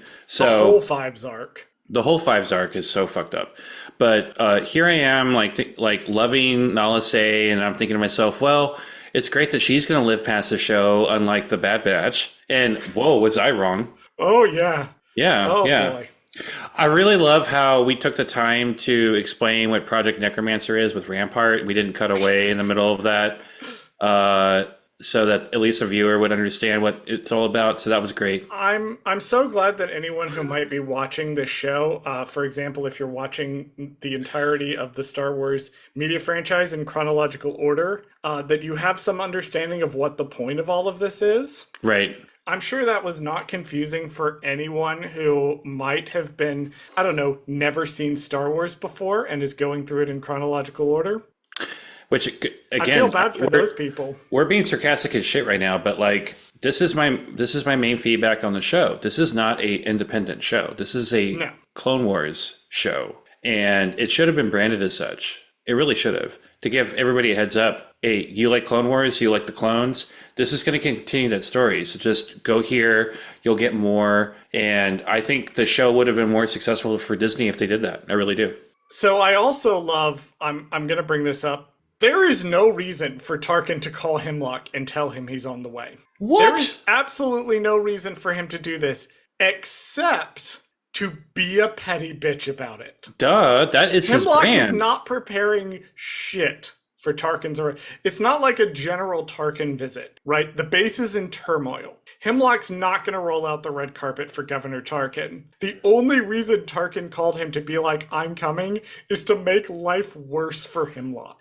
Look, he's heard that Clone Force 99 is on Tantus. These are the same motherfuckers that circumcised his tower. And he's coming to Tantus. He's going there personally, and of course he's going to call him. Of course he's going to let him know that she's coming. I also love how he has to have the holo projector on while he's like signing something for he's doing other shit because he's so important. He can't just sit around and wait for somebody to, and the lighting is perfect and the angle is perfect and everything. What a fucking queen. Anyway, you know the room that Vader has in the Executor for his meditation pod? Yeah. That's what I imagine. I imagine Tarkin has like a selfie studio in his Star Destroyer. Absolutely. Do we think this... Actually, I just realized something. The Star Destroyer he shows up in at the end of the episode, do we think it's the same one that Ghost Crew blows up over Mustafar? I don't know. Possible. I think he has a couple. I mean, he probably has a couple, but... Especially since this is a first edition Star Destroyer... Like, he's going to have the latest and greatest at all times. But I have a question for you all, okay? He says that the Emperor is most concerned about what's going on in Tantus. Do we really think he even told the Emperor? That's why I was saying, like, when we were talking about, I don't really know what happens to Dr. Scalder. I don't know what happens to the people in the space that, like, survived or whatever. Because theoretically, but based on things that, like, Charles has said throughout the season, it's like, if Project Necromancer is so secretive and so important to the Emperor, he would have murdered every single person who survived this attack at the end, right? They would have made a point to show us in the end of the episode that everybody gets executed. No one will ever know what happened on Tantus. Tantus doesn't exist. Doesn't look like anything to me, everything, right? That would never happen if Palpatine was genuinely concerned. So what I think is, you're right. I think either Tarkin is semi-covering this up, or he's kind of like doesn't even bother telling the Emperor. He's using the Emperor as a scare tactic, and he probably uses it often. Mm-hmm, mm-hmm, mm-hmm. You also have to remember too that the Emperor is almost certainly not banking everything on Project Necromancer. No, but I think it's a project that's far more important to him than the Death Star. I would agree with that. And I think that there's also a disconnect between what the Emperor wants and what his governors want. Mm-hmm. Like, all of the governors in them think that the Empire is one thing. It's a means to an end for Palpatine. Yeah, it's we know leverage. That we get inside his head at one point in the Tarkin novel, and we see that he's doing other stuff. he's got his own agendas. He's like hearing calls from the unknown regions. And mind you, this book was published in like 2016 or something. Right, Like, right. it was one of the first novels that came out, and it was already talking about like he's hearing things from the unknown regions. We don't know what it is, et cetera, et cetera. So yeah, I think that had Tarkin not died when the Death Star blew up, that there would have eventually been a reckoning to where Tarkin would have figured out that the direction that the Emperor wanted to take the Empire was not the Empire. Right, right. No, because again, we saw Palpatine himself show up, no escorts. Well, mostly no escorts. A handful of little escorts. His guards, right? He had a couple of his guys. Yeah, because he doesn't want to have to bust out his lightsaber again. You know, he's old. His joints hurt. I can relate to that.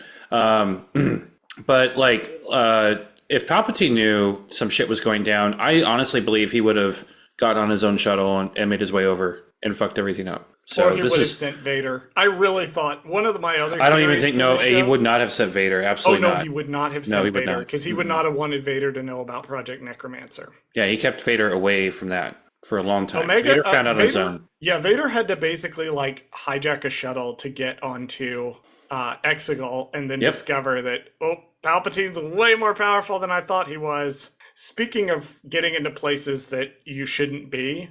Obligatory, I do have to point this out in my notes. There is a scene in which Omega removes a vent cover and crawls inside the vents. That is a ding on the Ezra Bridgers in the goddamn walls counter. Look, it's any rebel. Like, I need to get from point A to point B. Hey, there's a vent. Let's do that. But there's a perfectly good pathway right here. No. We're taking the vent. We also get a ding on the double cross. When Rampart double crosses Nalase, and then immediately get a second ding on the double cross when she arms the thermal detonator. I feel like Nalase had one of the coolest deaths in all of Star Wars. She just blew herself and everybody else up with her, and that was awesome. When we get into the next section, I'll talk about how much I love the thematic parallel of how that happens, particularly with Rampart. But yeah, Nalase goes out like a fucking badass. I love her. Section 6. Omega locates the batch and has Echo cause a distraction so she can free them from their chambers. The troops engage the clone operatives while Omega begins to free the batch. Unfortunately, she is spotted and captured. Hemlock enters the room and unleashes a gas into the vault, which knocks out the other clones. Meanwhile, in the lab, Rampart wants to use what he knows to gain favor with the Empire again, and he shoots Nalase. But she drops the activated detonator, which lands at Rampart's feet. The detonator explodes, killing him and destroying the databank. Sorry, I just have to say, I love... Because I don't speak or react when Bradley gives his recaps to the episode. I love that Chris is actually reacting to the recaps. When Bradley speaks, I imagine in my head the scenes, and I can't help but emotionally react. Also, my therapist says I shouldn't be keeping my feelings inside. I should be expressive as possible. No, I love that you're so expressive. It's actually really funny that you say that because honestly, I can't talk about the scene unless I do these because I have to like really, like you said, I have to like visualize it because sometimes when we cover these episodes, I've had watched it like 2 days ago or 3 days ago. So like I don't even remember anything until I read my little thing and then I go, oh, that's right, that was in this scene because Charles will bring up like an extra detail that I didn't mention in my little summary and I'm like, oh yeah, that's right, because I mean I'm not going to do the whole episode word for word obviously, but you know, I have to throw in as much as I can to remember the scenes. And I find it funny that you just react to them. That's the difference between Bradley and I, is he's very on top of his watching the episodes and doing his summaries. Whereas I will very often have watched the episode immediately prior to recording. Because I will be like, well, I'm doing something for 4 nights in a row. I have stuff I need to do. Let me just watch the episode real quick and then we can record. I feel that. So I found this random factoid on, I think it was from StarWars.com. I'm not really sure. But the particular scene where the evil clones are fighting the good clones and there's gas coming down and that kind of stuff. Apparently, there are the most textures of smoke and mist and whatever used ever in any animation so far. Really? So they have there's a general mist ambiance. There's the gas. There's explosions going off and cracks and all that stuff. So they have all these different like smoke textures in that entire scene, which I think is awesome. And wow, that's incredible. They have easily raised the bar on animation of the show, which is part of why I wish the show were stronger. To where it's one of the most impressive visual pieces of animation showcasing that they've done. But I wish that there had been a little more to it. At the end of the day, I am completely satisfied with Bad Batch. I feel like the problem with the show was branding. I think the trailers misled people. I think people are going in thinking that this was going to be a completely independent show that was going to have a complete story. It's not. It's a connected show to a bigger show, Clone Wars, which has a lot of historical significance for animation in general. And it just doesn't, it never escapes Clone Wars' shadow. Ooh, that's a good way to put it. Yeah. I love the tiny detail that when Omega fires at the big evil trooper, originally it stuns, and then she goes to switch it off like she is about to shoot this guy before he gets to her. I do love that detail. Yeah. But I do want to bring up, which is the big important thing from this section, why Rampart dies. Because the Rampart question for the last 3 episodes has been, is he going to overcome this Imperial ambition that he has always had? And the answer is no. Mm-hmm. And he makes that decision when he chooses to shoot Nala Se. He ultimately chooses he can let her go, he can back down, and he can let her destroy the archive. Or he can try to use the archive to advance his own position. He picks the Imperial option and he shoots her, and that's when the thermal detonator goes off. Rampart is killed by his own selfishness. Dang. That's so good. Because you're right. Think about it. He could have, okay, like in another alternate universe, let's say Nala Se tells him what Project Necromancer is, right? And he goes, oh shit, I have all this information now. I can lord this over the Emperor / expose the Emperor, and then in his own kind of way get even more power, right? Because now he could tell the public about what's going on, blah blah blah. But the only way to do that is to keep Nala Se alive as his fucking evidence. I mean, think about it. She wants to destroy the stuff so that the Emperor and Hemlock can't do anything with her research, which valid, right? So let's keep that plan. So she destroys her stuff, but then she would survive because she would leave with Rampart, and then they would go off, start a podcast together, and be like, "Look what the Emperor is doing." Blah blah blah blah blah. Like there's so many different ways Rampart could have gotten out of this, both with his life and Nala Se's life, honestly, and still done the quote unquote right thing where they destroyed the research, right? Because that's the most. The thing is, he can't think outside the Imperial mentality. Right. Yeah. That's it. At the end of the day, he can't do it. You know what we needed? We needed a reunion episode. We needed all these players on the sofa to be like, so what were you thinking when you did this stupid ass fucking decision? And then Rampart could have tried to explain himself. Oh, Lord in heaven. That was all my notes for that section. Copy that. All right. Section 7. Inside the vault, Echo is subdued by the clone operatives. Scorch comes in to warn Hemlock of the destroyed lab just as Wrecker breaks free and attacks. Hemlock grabs Omega and runs away with Scorch. The Batch take out the other clone operatives during a fight. On top of the base, Hemlock calls an escape ship, but just as it's about to land, Hunter and Crosshair shoot it down along with killing Scorch. Hemlock holds Omega at gunpoint. Omega pulls out a surgical tool that she had kept in her sleeve and stabs the tool into Hemlock's thigh, giving Crosshair a clear shot as he shoots the binders, freeing Omega. They fire at him several times as he falls off the walkway into the jungle below. The group meet up with Echo aboard a shuttle and jump into hyperspace just as Tarkin arrives with a fleet. After investigating, he declares Hemlock's failures a significant setback and a waste of time for the Empire and diverts all remaining funds to Project Stardust. What a bitch. He's such a little bitch. What a bitch.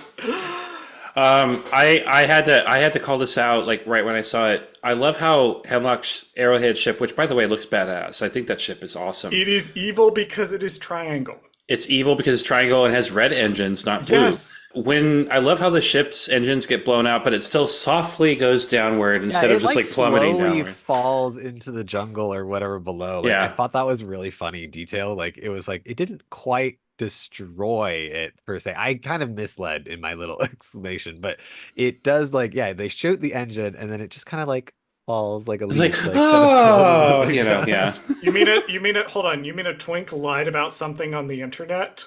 Right. Yeah, Shocking. right. How does it feel, Charles? To be lied to By a twink? Yeah. by a twink? I am blessed. All I'm gonna say is I'm real used to it. I bet. I'm not, because I don't fucking put up with that shit. Yeah, so for me, this was the end of Crosshair's arc. He not only has now lost a hand, in addition to all the debilitating stuff, but he's the only one that can save Omega right now, and Hunter's like, you can do it. I believe in you, brother. Come on. After all the betrayals and all the bullshit of this entire show.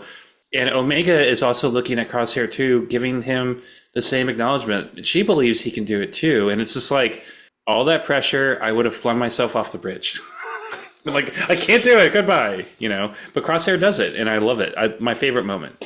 Yeah, no, I love how this final episode really boils down to Crosshair and Hunter and Omega working together to defeat Hemlock, the three of them. Yeah. And that's what this all was building up to. It's not this big giant moment, it's not this big giant explosion. It's this very quiet confrontation in the rain, which I love the whole aesthetics of the final scene. Like Right. the rain physics are beautiful, the Oh my animation's God. gorgeous, the lighting is incredible. They've got the like Edu style evil Nazi compound in Eastern Europe kind of vibes to it. Like it's so good. It's so good. And this was the only moment where I was attracted to Hemlock. And I know it's like the most inappropriate moment because he's like, literally holding onto a child and threatening to kill her. But like, he's like breathing hard. It's raining. He has that voice. I can't help it. I'm dead. Yeah. Sorry. Look, everybody's allowed to occasionally make questionable decisions. Occasionally. That's like my everyday. As I say, occasionally, more like Every all day. of the time. One thing I wanted to note before we go back to the confrontation on the landing platform, I do want to note that the way that Wrecker breaks out of the container or the cage thing, he uses a bit of the metal to deflect the blaster bolts. Just like he did in his very first appearance in the Bad Batch episodes of the Clone Wars. That's true. I thought that was a nice rhyming detail. That the sort of the last big moment he has is doing the same thing that he did. That's a special maneuver because he's a melee guy, right? So he's used to like grabbing some piece of shrapnel or whatever, use it as a shield, get close to them, fuck them up. Well, he also has advantage to improvised weapons. Oh yeah, absolutely. Yeah, because he's also not a stupid guy. Like, people look at Wrecker and they think he's stupid. He's not stupid. The man is an explosives expert. He has to know how the technical details work. He just really enjoys food and his stuffed animal. Yeah. And, like, I'm not going to blame him for those things. R.I.P. to Scorch. Would it surprise you to learn that there were a bunch of Toxic Republic Commando fans who were really unhappy about Scorch's death? I was shocked to learn that there's a bunch of specifically Republic Commando fans who care that much about Scorch. I have nothing to say to them other than maybe you shouldn't live with your parents anymore. All I'm going to say is I hope you're a fan of the game. I've never played the game, and I couldn't care less. The game is pretty good. Yeah. The game is I know Dave Filoni unironically loves very it. good But... and it's unironically very good and a lot of fun. So I will happily talk up the game. It's one of the games that It's on the Switch now, isn't it? Yeah. Yeah, there's a bunch of old games. They just remastered Bounty Hunter for the Switch. Oh, too. I know. Now you can buy it in one was a- legacy pack, so it's like one big legacy pack of. There all was the games. there was a wonderful era in Star Wars video gaming where they didn't like have this exclusive contract with EA because that's what really bit them in the ass. When it came Yeah. is that they had this exclusive contract with EA, asterisk, the Lego Traveler's Tales people could do the Lego games. That was the one exception. But EA had the exclusive license, and EA at the time, really especially at the time, they're still like this, but really at the time, this was in the middle of the live service craze and the microtransactions craze. And if you don't remember 2015 to about 2020, That's what was going on in the gaming industry at the time. He said for the benefit of the audience and Bradley, not for Chris, who knew all of this. But before that, in the Halcyon days, they used to just give the license out to whoever wanted it. And so you would get some games which were not good, but you also got some that were pretty innovative and a lot of fun. And Republic Commando really was one of those that came out at the time that was like, oh, this is actually a really fun tie-in. Then they made the unfortunate decision to hire Karen Travis to write the books. And we don't have time to get into... But Charles has alluded to it several times. Charles has mentioned, and in fact gone on extended digressions of why he does not like Karen Travis's writing, nor Karen Travis as a person. Yeah, I found some stuff about that, but I was like, ugh. But look, Charles, you're just over 2 weeks away from another Star Wars game, so... That's true. Outlaws is coming. I'm going to give it a little bit, just because... the new World of Warcraft expansion is going to come out, and I'm also playing through... Yeah, the new World of Warcraft expansion is coming out on the 26th. Bradley, you're letting him play World of Warcraft? I don't even know what that is, honestly. Okay, we don't have time to get into all this. Right. So anyway, I'm also replaying... I'm about to finish Persona 5 Royale, and then I'm going through the Dragon Age series to get ready for Veilguard. So my dance card for video gaming is full at the moment. But I will get to Outlaws. I will. And I'm actually very excited for Outlaws. But we need to pivot back before I have to explain to Bradley what World of Warcraft is and why it's a 19-year-old game. That's literally all you need to know at this point. It's a 19-year-old online game that's still going. I don't get it. That's terrible. Okay. I can explain it, but we don't have time. Anyway... Also, R.I.P. Actually, I'm just going to read my note here verbatim. R.I.P. Classroom Skeleton. Oh. What? I forgot. He always calls Hemlock. Okay, so... I've heard your... a ton of time. Yeah, I've heard this before. But, yeah, like... It still doesn't make any sense to me, to be honest. The TLDR, if you're just joining us and haven't listened to the Bad Batch Season 2, Dr. Hemlock is very obviously based on real historical monster and Nazi doctor at the concentration camps, Joseph Mengele, who, when he died horribly, violently, and painfully, after he died, his body ended up being, like, through a convoluted series of events, basically no one wanted his corpse. He wound up becoming used for, like, a medical school. Mm-hmm. And so my joke was that Dr. Hemlock was eventually going to become the classroom skeleton that was in the classroom in Mandalorian Season 2. And that's why I refer to him as a classroom skeleton. Well, he's just splatter paint now. Yeah. So RIP also to my headcanon that he became a classroom skeleton, because he's just splattering on the ground. I do get to have the joy of knowing that he was definitely alive when he hit the ground. That's probably true. Although, no, they shot him like hella times. So they shot him hella times. Yeah. But it's gonna take none of them were headshots. It's gonna take a minute for his brain to shut down. He was still alive when he hit the ground. You know, whereas I feel like you've been vindicated slightly for his death. I think, you know what would have been a better death for him? And tell me if I'm wrong, but they should have they shoot him, you know, whatever. He's falling. We get a shot of him falling. Like, we're following him falling down. And then we're looking at the jungle and we see the Zillo beast crawling through the jungle, looks up and opens its mouth, and he falls into the Zillo beast's mouth, and then the Zillo beast burps after, you know, eating him. I feel like that genuinely would have been fucking... That would have made this episode an 11 out of 10. I agree. Think so. Perfect, no notes. Oh, look, perfection. I just have the personal opinion that if you are a fascist doctor experimenting on children, your death should be as painful as possible. Okay. And I'm perfectly satisfied with the amount of time that he had between leaving the platform and hitting the ground. I never said I was a good person. No. I mean, there's nothing wrong with imagining ways that fascists like him can die, but yeah, still pretty gruesome for a quote kid show to see somebody get blasted over and over again like that. I was really shocked. And so yeah, he's dead, and nobody else died. at this point of the show, I'm literally like, okay, is there an anvil going to fall on somebody's head? Is Palpatine going to come out of nowhere and Because like lightning you bolt everybody? joked on Dark Side Divas. I'm pretty sure you joked about them retiring to Pabu. And they should have stayed on Pabu. I still stand that, you know. But nobody died. Nobody died. What the hell? Amazingly enough. No, they all hug at the end in the rain. They're a family again. They're happy go lucky, and nothing bad will ever happen to them ever again. Well, so here's one of my things, right? And here's where I push back against modern storytelling a little bit. You should be allowed to have a happy ending. Oh yeah, absolutely. There are some endings that are bittersweet, and that works for that story.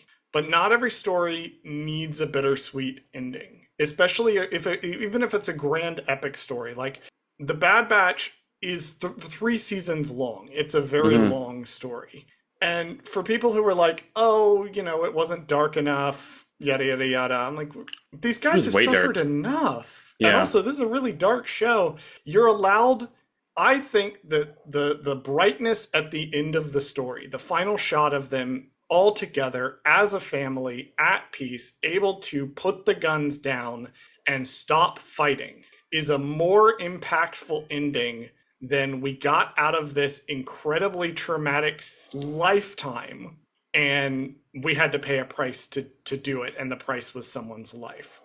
I love that it was a happy ending because they earned it and because it's hopeful. And I agree completely. It was shocking to me because I'm expecting the way the Clone Wars officially ended, Ahsoka standing in front of a graveyard and dropping her lightsaber, and then Vader coming up to pick it back up, like that kind of thing. So I was shocked, surprised in a good way, and I loved it. I think for me, the difference is that the Clone Wars is a show about war. It was always going to end in graves. And The Bad Batch is a show about this family. And I was hopeful, and it did end with the family together. But it didn't end there. But it didn't end there. There was more. But I would be remiss. We already talked about the Star Destroyer. It is the first one, if you're watching in chronological order, which is I fucking love this shot. Love this shot of the because it's a jump scare. The shuttle zips away, and by Star Wars directing convention, we should have moved away from the scene. We should have cut straight to the Star Destroyer over Tantus. But no, they fucking jump scare us with the Star Destroyer just boom, like barely missing them as it's coming off the hyperspace on-ramp. Yeah, and Tarkin's all like, so tell me what happened. And I forgot her name, but she's just like, yeah, everybody's dead. Everything's fucked up. And Tarkin's like, yeah, bye. I don't care. Just shutter the whole place. Goodbye. And so he calls up Palpatine's like, this project was a complete waste of money. You should have given it all to me for Project Stardust. By the way, I have rerouted all the funds to Project Stardust. Goodbye. And Palpatine's just going to be like, what a bitch. I love her. Yeah, the better use of these resources, other than making our Emperor immortal and able to reign for 10,000 years, definitely is my giant floating death ball. Yeah, this makes logical sense. Section 8. On Pabu, Emery and Echo discuss their newfound freedom. Echo tells her that he plans to resettle some of the clones on Pantora and invites Carr to help, which she accepts. While sitting with Batcher and Hunter, Omega tells him that with the death of Hemlock, they are finally safe. Hunter tells her that they are now free to choose their own path. Crosshair and Wrecker join them as they sit under the weeping Maya tree. In an epilogue some years later, an older Omega walks into the Pabu Cove where the Bad Batch have a shuttle. Hunter confronts Omega about sneaking out, and Omega tells Hunter that she has decided to join the rebellion as a pilot. Hunter confesses that while she may be ready, he is not, but gives her his blessing and hugs her before she leaves. Omega departs aboard the shuttle with Gonki, and Hunter salutes before she leaves, and Omega flies away into the night sky. My only note about the scene where they sort of all reconcile is that it's clear that the fight is going to go on based on the conversation between Emery and Echo. But what I think is important about this is that though the fight will go on, the Batch no longer has to be part of it. And I think that's the ending that they earned. And that's an interesting exploration of this show, because so much of the show over 3 seasons has been the question of if you're a soldier who fought in a war and the war ends, how do you stop being a soldier?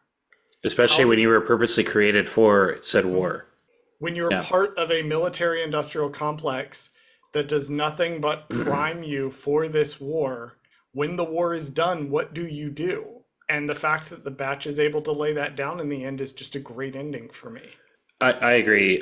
I think because the Bad Batch were always different and always on the auxiliary periphery of a war, it was probably easier for them to disconnect than anybody else. The one that's not going to be able to disconnect from this war, or warring in general, is going to be Echo, which is why he's going to go off with the other clone who probably can't disconnect easily, Rex, and keep doing their shit. And we know that Rex is going to end up on a modified ATTE on a random planet in the middle of nowhere. Yeah, I can't wait to see those episodes. I'm looking I can't forward wait to find out what happened there. The resolution with Echo.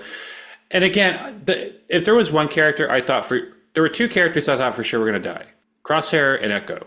I thought for sure Echo was going to go, but apparently not. At least not this show. Yeah, you think about it, like Echo.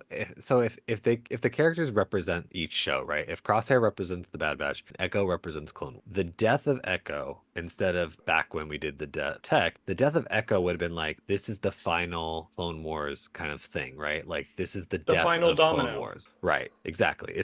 He is essentially an echo of Clone Wars, right? He is the thing that like is reminiscent of the Clone Wars. So to kill him would to finally put to bed Clone Wars. We're done. We have no more stories to tell from that era. It's over. Bad Batch is kind of like the epilogue of Clone Wars in a sense, because it really is kind of like the reminiscent parts of Clone Wars. Like, here's a few more things that just we're tidying up. Unfortunately, with Rebels showing where Rex ends up, this show did not pull the trigger on setting that up, unfortunately. I mean, they kind of do, but like it's not quite where we wanted it to be, which again, we've talked about how they should have had at least 1 or 2 more episodes where they could have done a fucking plot line where he's got a resistance of clones together or something, and something bad terribly goes wrong and he's the only one left, I don't know, something. Or to piggyback off that point, I was honestly, the same way they announced there was going to be a season 3, a Bad Batch in the previous season,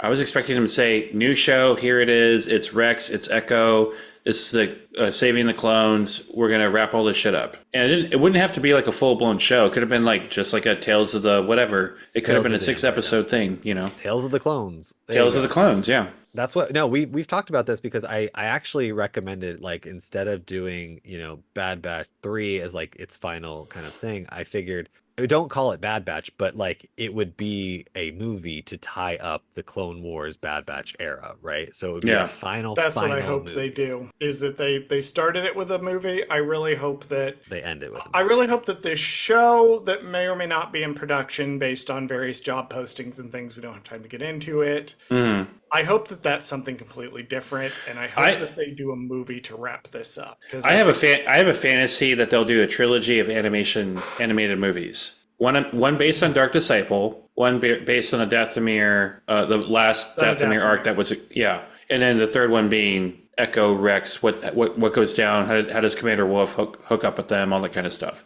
Right. I would love that, and then call that the end of the Clone Wars animation era officially, because if you think about it, like this, if this is the last Clone Wars era show or whatever, like, and then Tales of the Jedi looks the way that it does, you have to think, like, are they going to try to either update the animation in some way or change the art style, kind of like with what Rebels did? Mm-hmm. I don't consider Rebels a part of the Clone Wars kind of. No, it's its own independent show for sure. I feel like it's its own thing. Same kind of, I hate this show because Charles loves it so much, but Resistance is also the same thing. It's its own animation style. It's its own thing. I don't love it the way that I've come to. You've only watched part of the first season, Brett. We're doing the show someday. We're doing the show someday.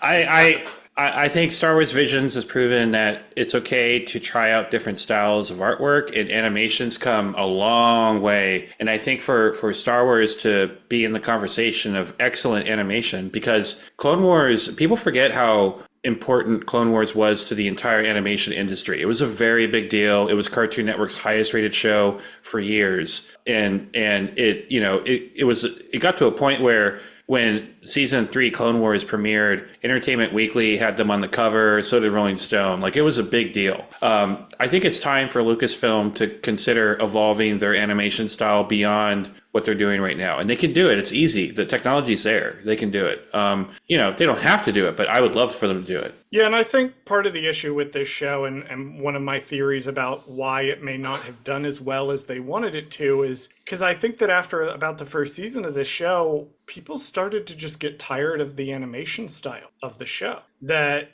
especially when Visions came out, as you pointed out, and demonstrated that you can do some really fun, interesting things with animation. And people will always shit on the new thing, whatever it is. Oh, yeah. Dark Side Divas has talked about the fact that people shit on Rebels animation really hard. I'm going to shout out our For Light and Dice co-podcaster, Hope, and her show J Guys and Jedi, because she's an animation junkie. She talks about a lot on that show. She talks about animation. She's also a big proponent of Lucasfilm needs to do different types of animation and experiment. But it's been a recurring thing across the board. When Rebels came out, people fucking hated it.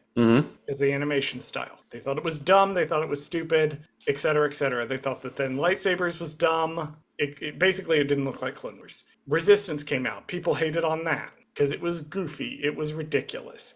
People are hating on the animation for Young Jedi Adventures. And I'm like, have you watched this show?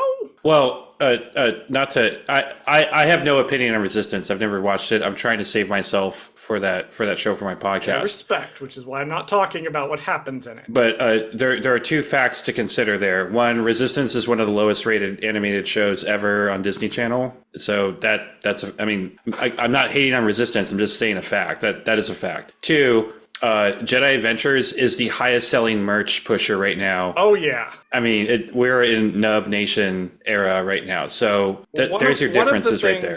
One of the things that Young Jedi Adventures has been criticized for has been the art style of the show. It's for babies. It's for toddlers. It's for literal toddlers. People trying to point out, oh, this is the same animation style that they use for all of the toddler show. And I'm like, okay, number one, they all look like that for a reason. Mm-hmm. They all have big eyes because children connect with eyes very well. Yes. That's why these shows are deliberately designed to appeal to children and me when I'm having a really bad day at work. But also, number two, if you watch the show, it's actually quite impressive how they managed to use the limitations of the animated style to create a really colorful and vibrant and interesting world. And I'm not just saying that because I've watched every episode of it, because it gives me serotonin in my brain, because my job sucks.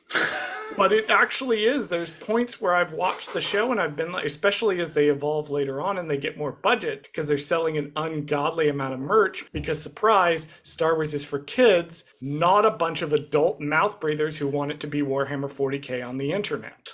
In a podcast episode I did in 2021, I told Steph, I promise you before 2025, Batu will be in a animated live action show at some point.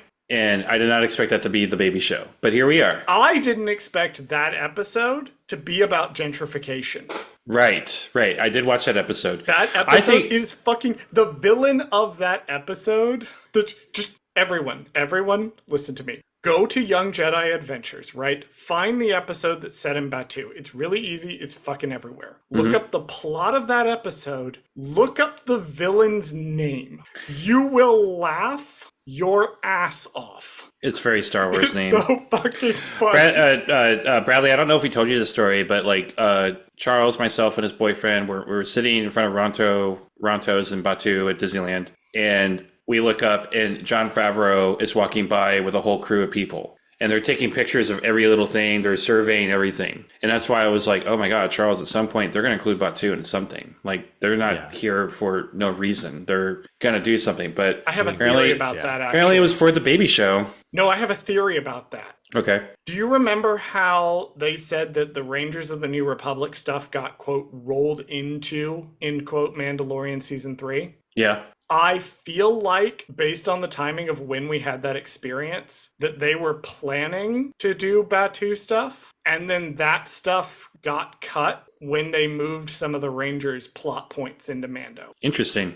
That's Well, my maybe theory. it'll be in Mando and Grogu. I was Maybe just it'll- about to maybe it say, will I be feel in like Mando that and would be the Grogu. place if you're gonna end cap your Mandalorian storyline, right? Which is essentially what they're doing with this movie, right? They're trying to like kind of essentially it's an unofficial season 4, but it's like a let's finish the Mandalorian kind of Grogu situation. I feel like what a way to do that with also including, hey, let's do this fictional place that's also a good selling point for your parks. You take your most biggest merchandised product, which is Baby Yoda, and you mix it with your biggest moneymaker, which is the Disney park. Yeah, I think they're gonna go to They've Batu already in the had movie. Mando and Baby Yoda in the park. We've seen him. I Oh, yeah, don't yeah, see why yeah. that wouldn't be a weird thing to do. But all right, let's get back to this epilogue Couple of because you quick guys Yeah. are notes. crazy. Couple of quick notes on the epilogue. I do like the detail that you can hear ship horns and dock work on Pabu, which does imply that Pabu was able to rebuild after everything was destroyed. Because it's been a couple of years. Omega's joining the rebellion, which is awesome.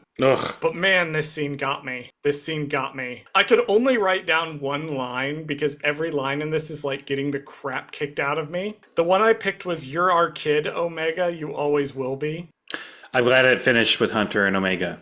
I know there was a common criticism I hear sometimes is that like why wasn't Crosshair and Wrecker there? And it's like because that wasn't that. If you go back to the beginning of the show, that wasn't where the bond first formed. It was Hunter and Omega. Right. And Hunter didn't get the most moments of the season in season 3, in my opinion. Let him have this. Let him have it the last moment got of the it show. where it counted. Yeah, yeah. And in this moment too, he can speak for Crosshair and Wrecker in a way that neither of them could have spoken for him. Absolutely. And in a way, he's also speaking for Tech. Yeah.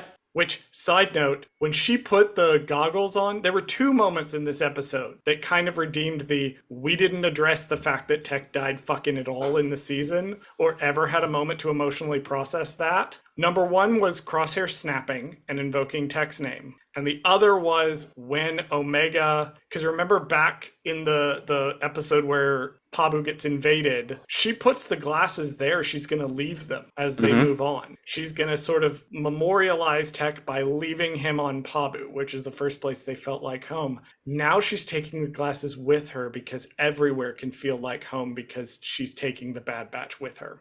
And she will fly away to the Battle of Endor and have a good old time, I'm sure. Oh, I'm sure she'll be fine wherever she winds up. The fact that we have no idea what happens to her after this, I'm sure will not be ominous at all. Why the fuck did she not meet Boba Fett this entire show? We'll have to talk about that in our. We'll have to talk about that in end our recap, but it just season- hit me in the because- brain. I was like, well, she could be, because my thought process was, we don't know what happened to her. She could be alive. She could be alive all the way in the Mando verse because she doesn't have the accelerated aging. Boba Fett is in the Mando verse. Why the fuck did she not meet him?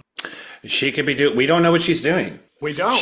She could be dealing with the political bullshit in the New Republic. That feels That is like also what true. like I fantasize about what would it be like if Omega met this character, that character, blah, blah, blah.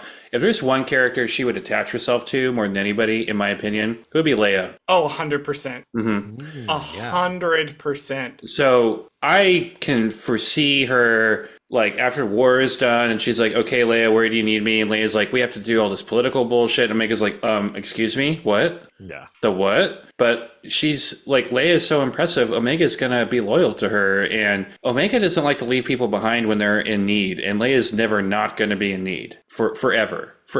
And I'm sure Omega's going to be like, are you sure you want to be with that Han guy? Because that guy's kind of weird.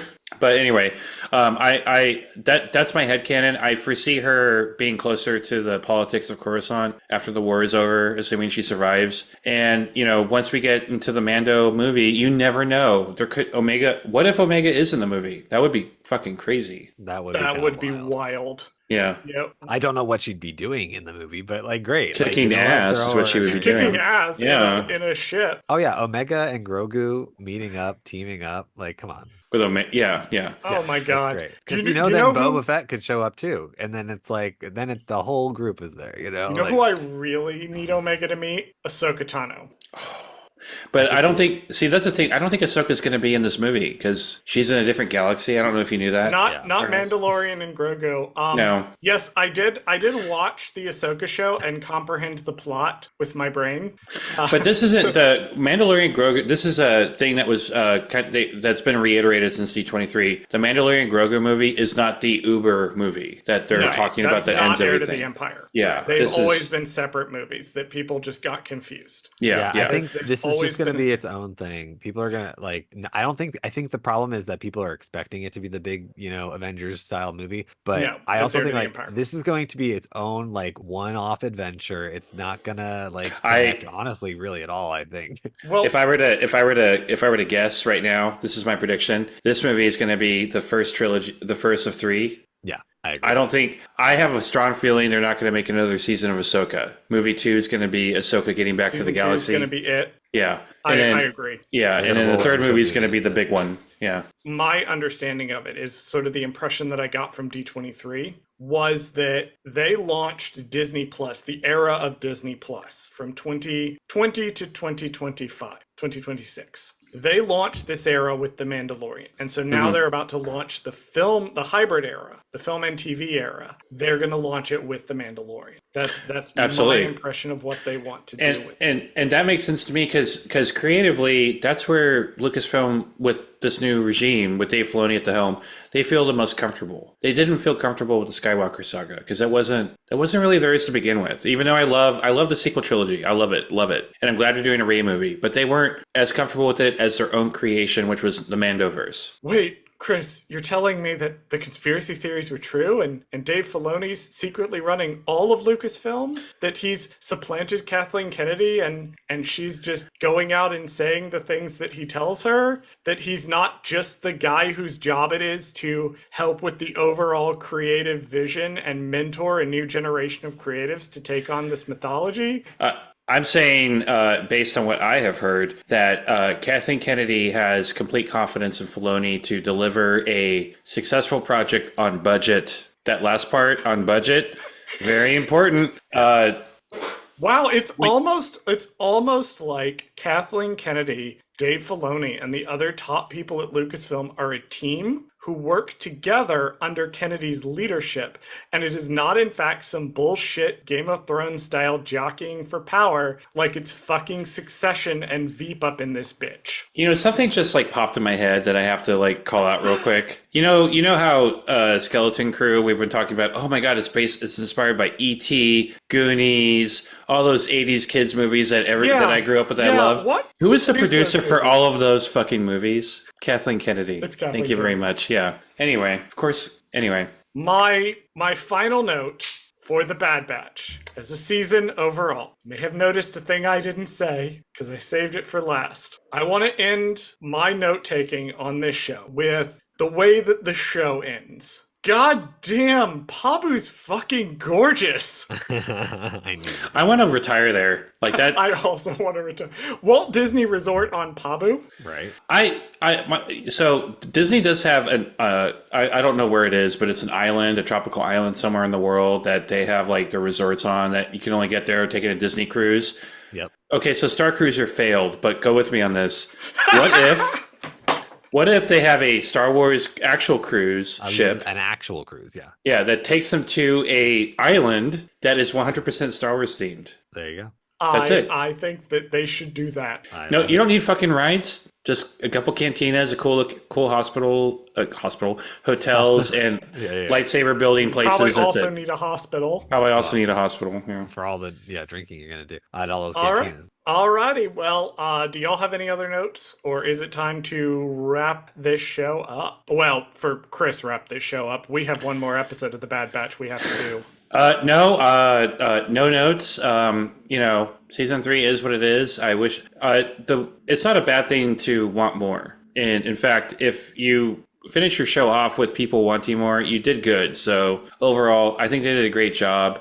And I'm gonna miss my boys. That was a very excellent and impactful final thought. That's good. Bradley, what are your final thoughts on this episode? My final thoughts on this episode were, whereas I believe it was a little chaotic, jumping from scene to scene. I think overall, I think what Chris said earlier was I was left, satisfied. I think even though there was a lot of things that I would have done differently, especially throughout the season, I still was like happy with the ending. I don't think that it was bad at all. I think the criticism of like, oh, this show is dumb now or whatever, blah, blah, blah. I don't believe in any of that. I think it was still very satisfying regardless of its flaws. I mean, and we've talked a multitude about how we would restructure this season, what we would take in, what we would add out. But I think almost like you and I both took a bunch of screenwriting classes or something. Right. But I think this finale as a whole, I think is actually very satisfying. I think that it hits the emotional beats, it hits the action beats. It's very good. And yeah, and I think,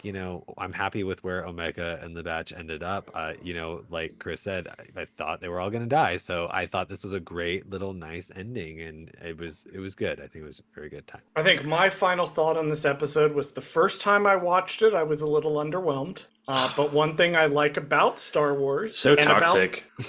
Here's one of my things about being a savvy media consumer, and especially something that I'm going to be analytical about and talk about, is that I sat on it and I thought about it and I went back and watched it again. And upon rewatching it, I can't really imagine that they would have ended it any other way and have been as satisfying. That it did a wonderful job of wrapping. I think it really comes back to that word that all of us have said, which is satisfying. That this finale, was it as big as it could have been? Not necessarily. Did it include as many plot points from the overall season? Not necessarily. But did the characters land in a satisfying place that felt like their journeys had come to an end and were not just being cut off? I think the answer is yes. And I'm really excited to see what Omega does next. And the fact that I'm fine with the fact that the batch can retire says a lot about the strength of the writing of this season and the writing of the finale when it comes to them. So that's where I land on this finale. Oh, I did want to give one last trivia thing. Okay, give me some trivia.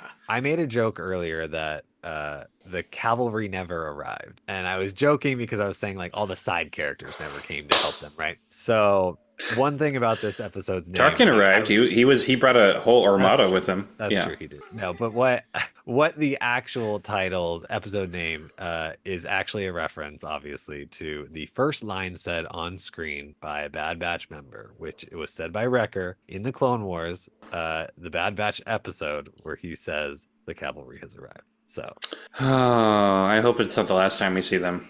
I think it's the last time we'll see them in this capacity, like as a major like plot point. I think there's also could be one-shot comics that they could do, of course. Oh, sure. There's also all kinds of stuff. However, I think the only character that will come out of this that we will probably keep seeing will be Omega. I don't think as much as I like some of the other side characters that are in this that were introduced in the Bad Batch. I'm not talking about like Fennec. I'm not talking about Bane. Those stuff. All the ones that are introduced in this show, I think they're done. I think everybody's side characters are done, unfortunately. But I think that Omega is the only one that's gonna keep coming back.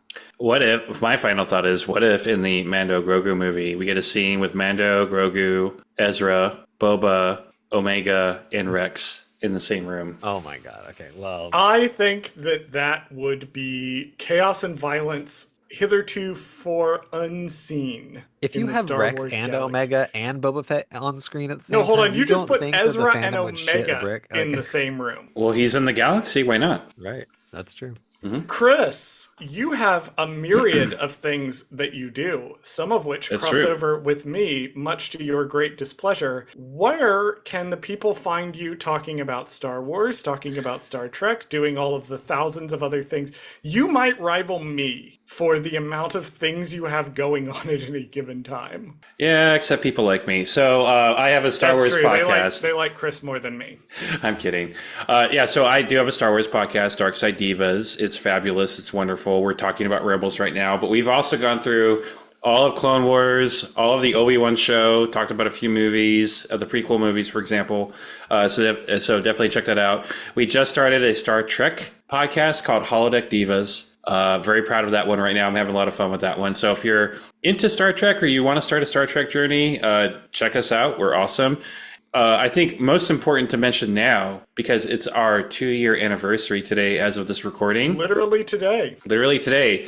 For Light and Dice, it is a tabletop role-playing inspired Star Wars High Republic set show. It's very much a drama where you meet a group of chaotic fucking characters that go through the galaxy during the High Republic era. And every single person on this show has been a part of it in some capacity. That's true. Because Yes. Some people are villains in that capacity. I personally think Bradley did such a bang-up job as the voice of Kassav that I kind of want Bradley to do more voice acting on the show. But yes, there's a whole bunch of different... It's an all-queer cast. It's a bunch of different content creators.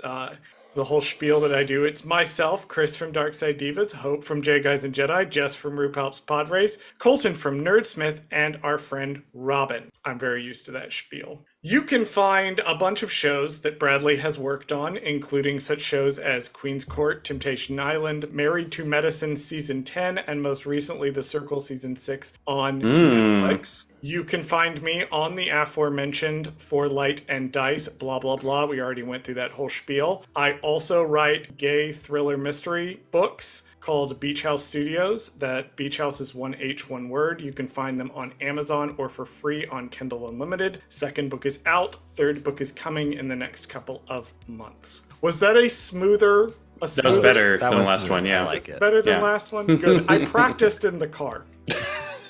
But 10 out of 10 would recommend the books, y'all. They're not autobiographical. Charles, you got to make that clear. Yes, I have never Inspired by. I have never done any adult film work, but I do know people who have. Right. I may have had conversations with them leading up to writing this series. Your head would just be too large for the camera. You know, they would have That's to constantly true. be adjusting the angles and such. So. Well, it also limits the amount of positions I can do because you have to kind of angle the cameras appropriately. Oh, okay, that's not where I thought you were going, and I was ready to exit stage right. My head is gonna block the camera, and there's certain things you want to see. Anyway. I killed Chris. Yay! Oh. Wow. Chris, thank you so much for joining us for the final episode of The Bad Batch. I think the episode of season 1 was the first episode we ever had you on this show. Yeah, it's true. So I can't wait to hear you and Steph dive into this entire series once you are able to get to it. It's going to be fantastic. Yeah, I have a strong feeling we'll probably do it after Rebels. I'm not sure yet, though. I have to say I'm super intimidated about doing the final Tim Kaine intro, which is how the Bad Batch show opens. So that's going to be intense. But yeah, we'll get there. We'll get there. All right, well, thank you once again for joining us. And Bradley, go ahead and run the socials. Thank you for listening to this episode of Gold Squadron Gaze. Did Charles fuck something up? Email us at goldsquadrongaze@gmail.com to let us know. You can also find us on Twitter at @GoldSquadGaze, and you can find us on TikTok and Instagram at @GoldSquadronGaze. You can also find us on YouTube at our Gold Squadron Gaze YouTube channel, where we post full episodes of this show. Finally, if you liked the show, don't forget to rate us and give us a review on your favorite podcast platform. That allows other people to find our show. As always, thank you for listening to Gold Squadron Gaze, and we'll see you next week.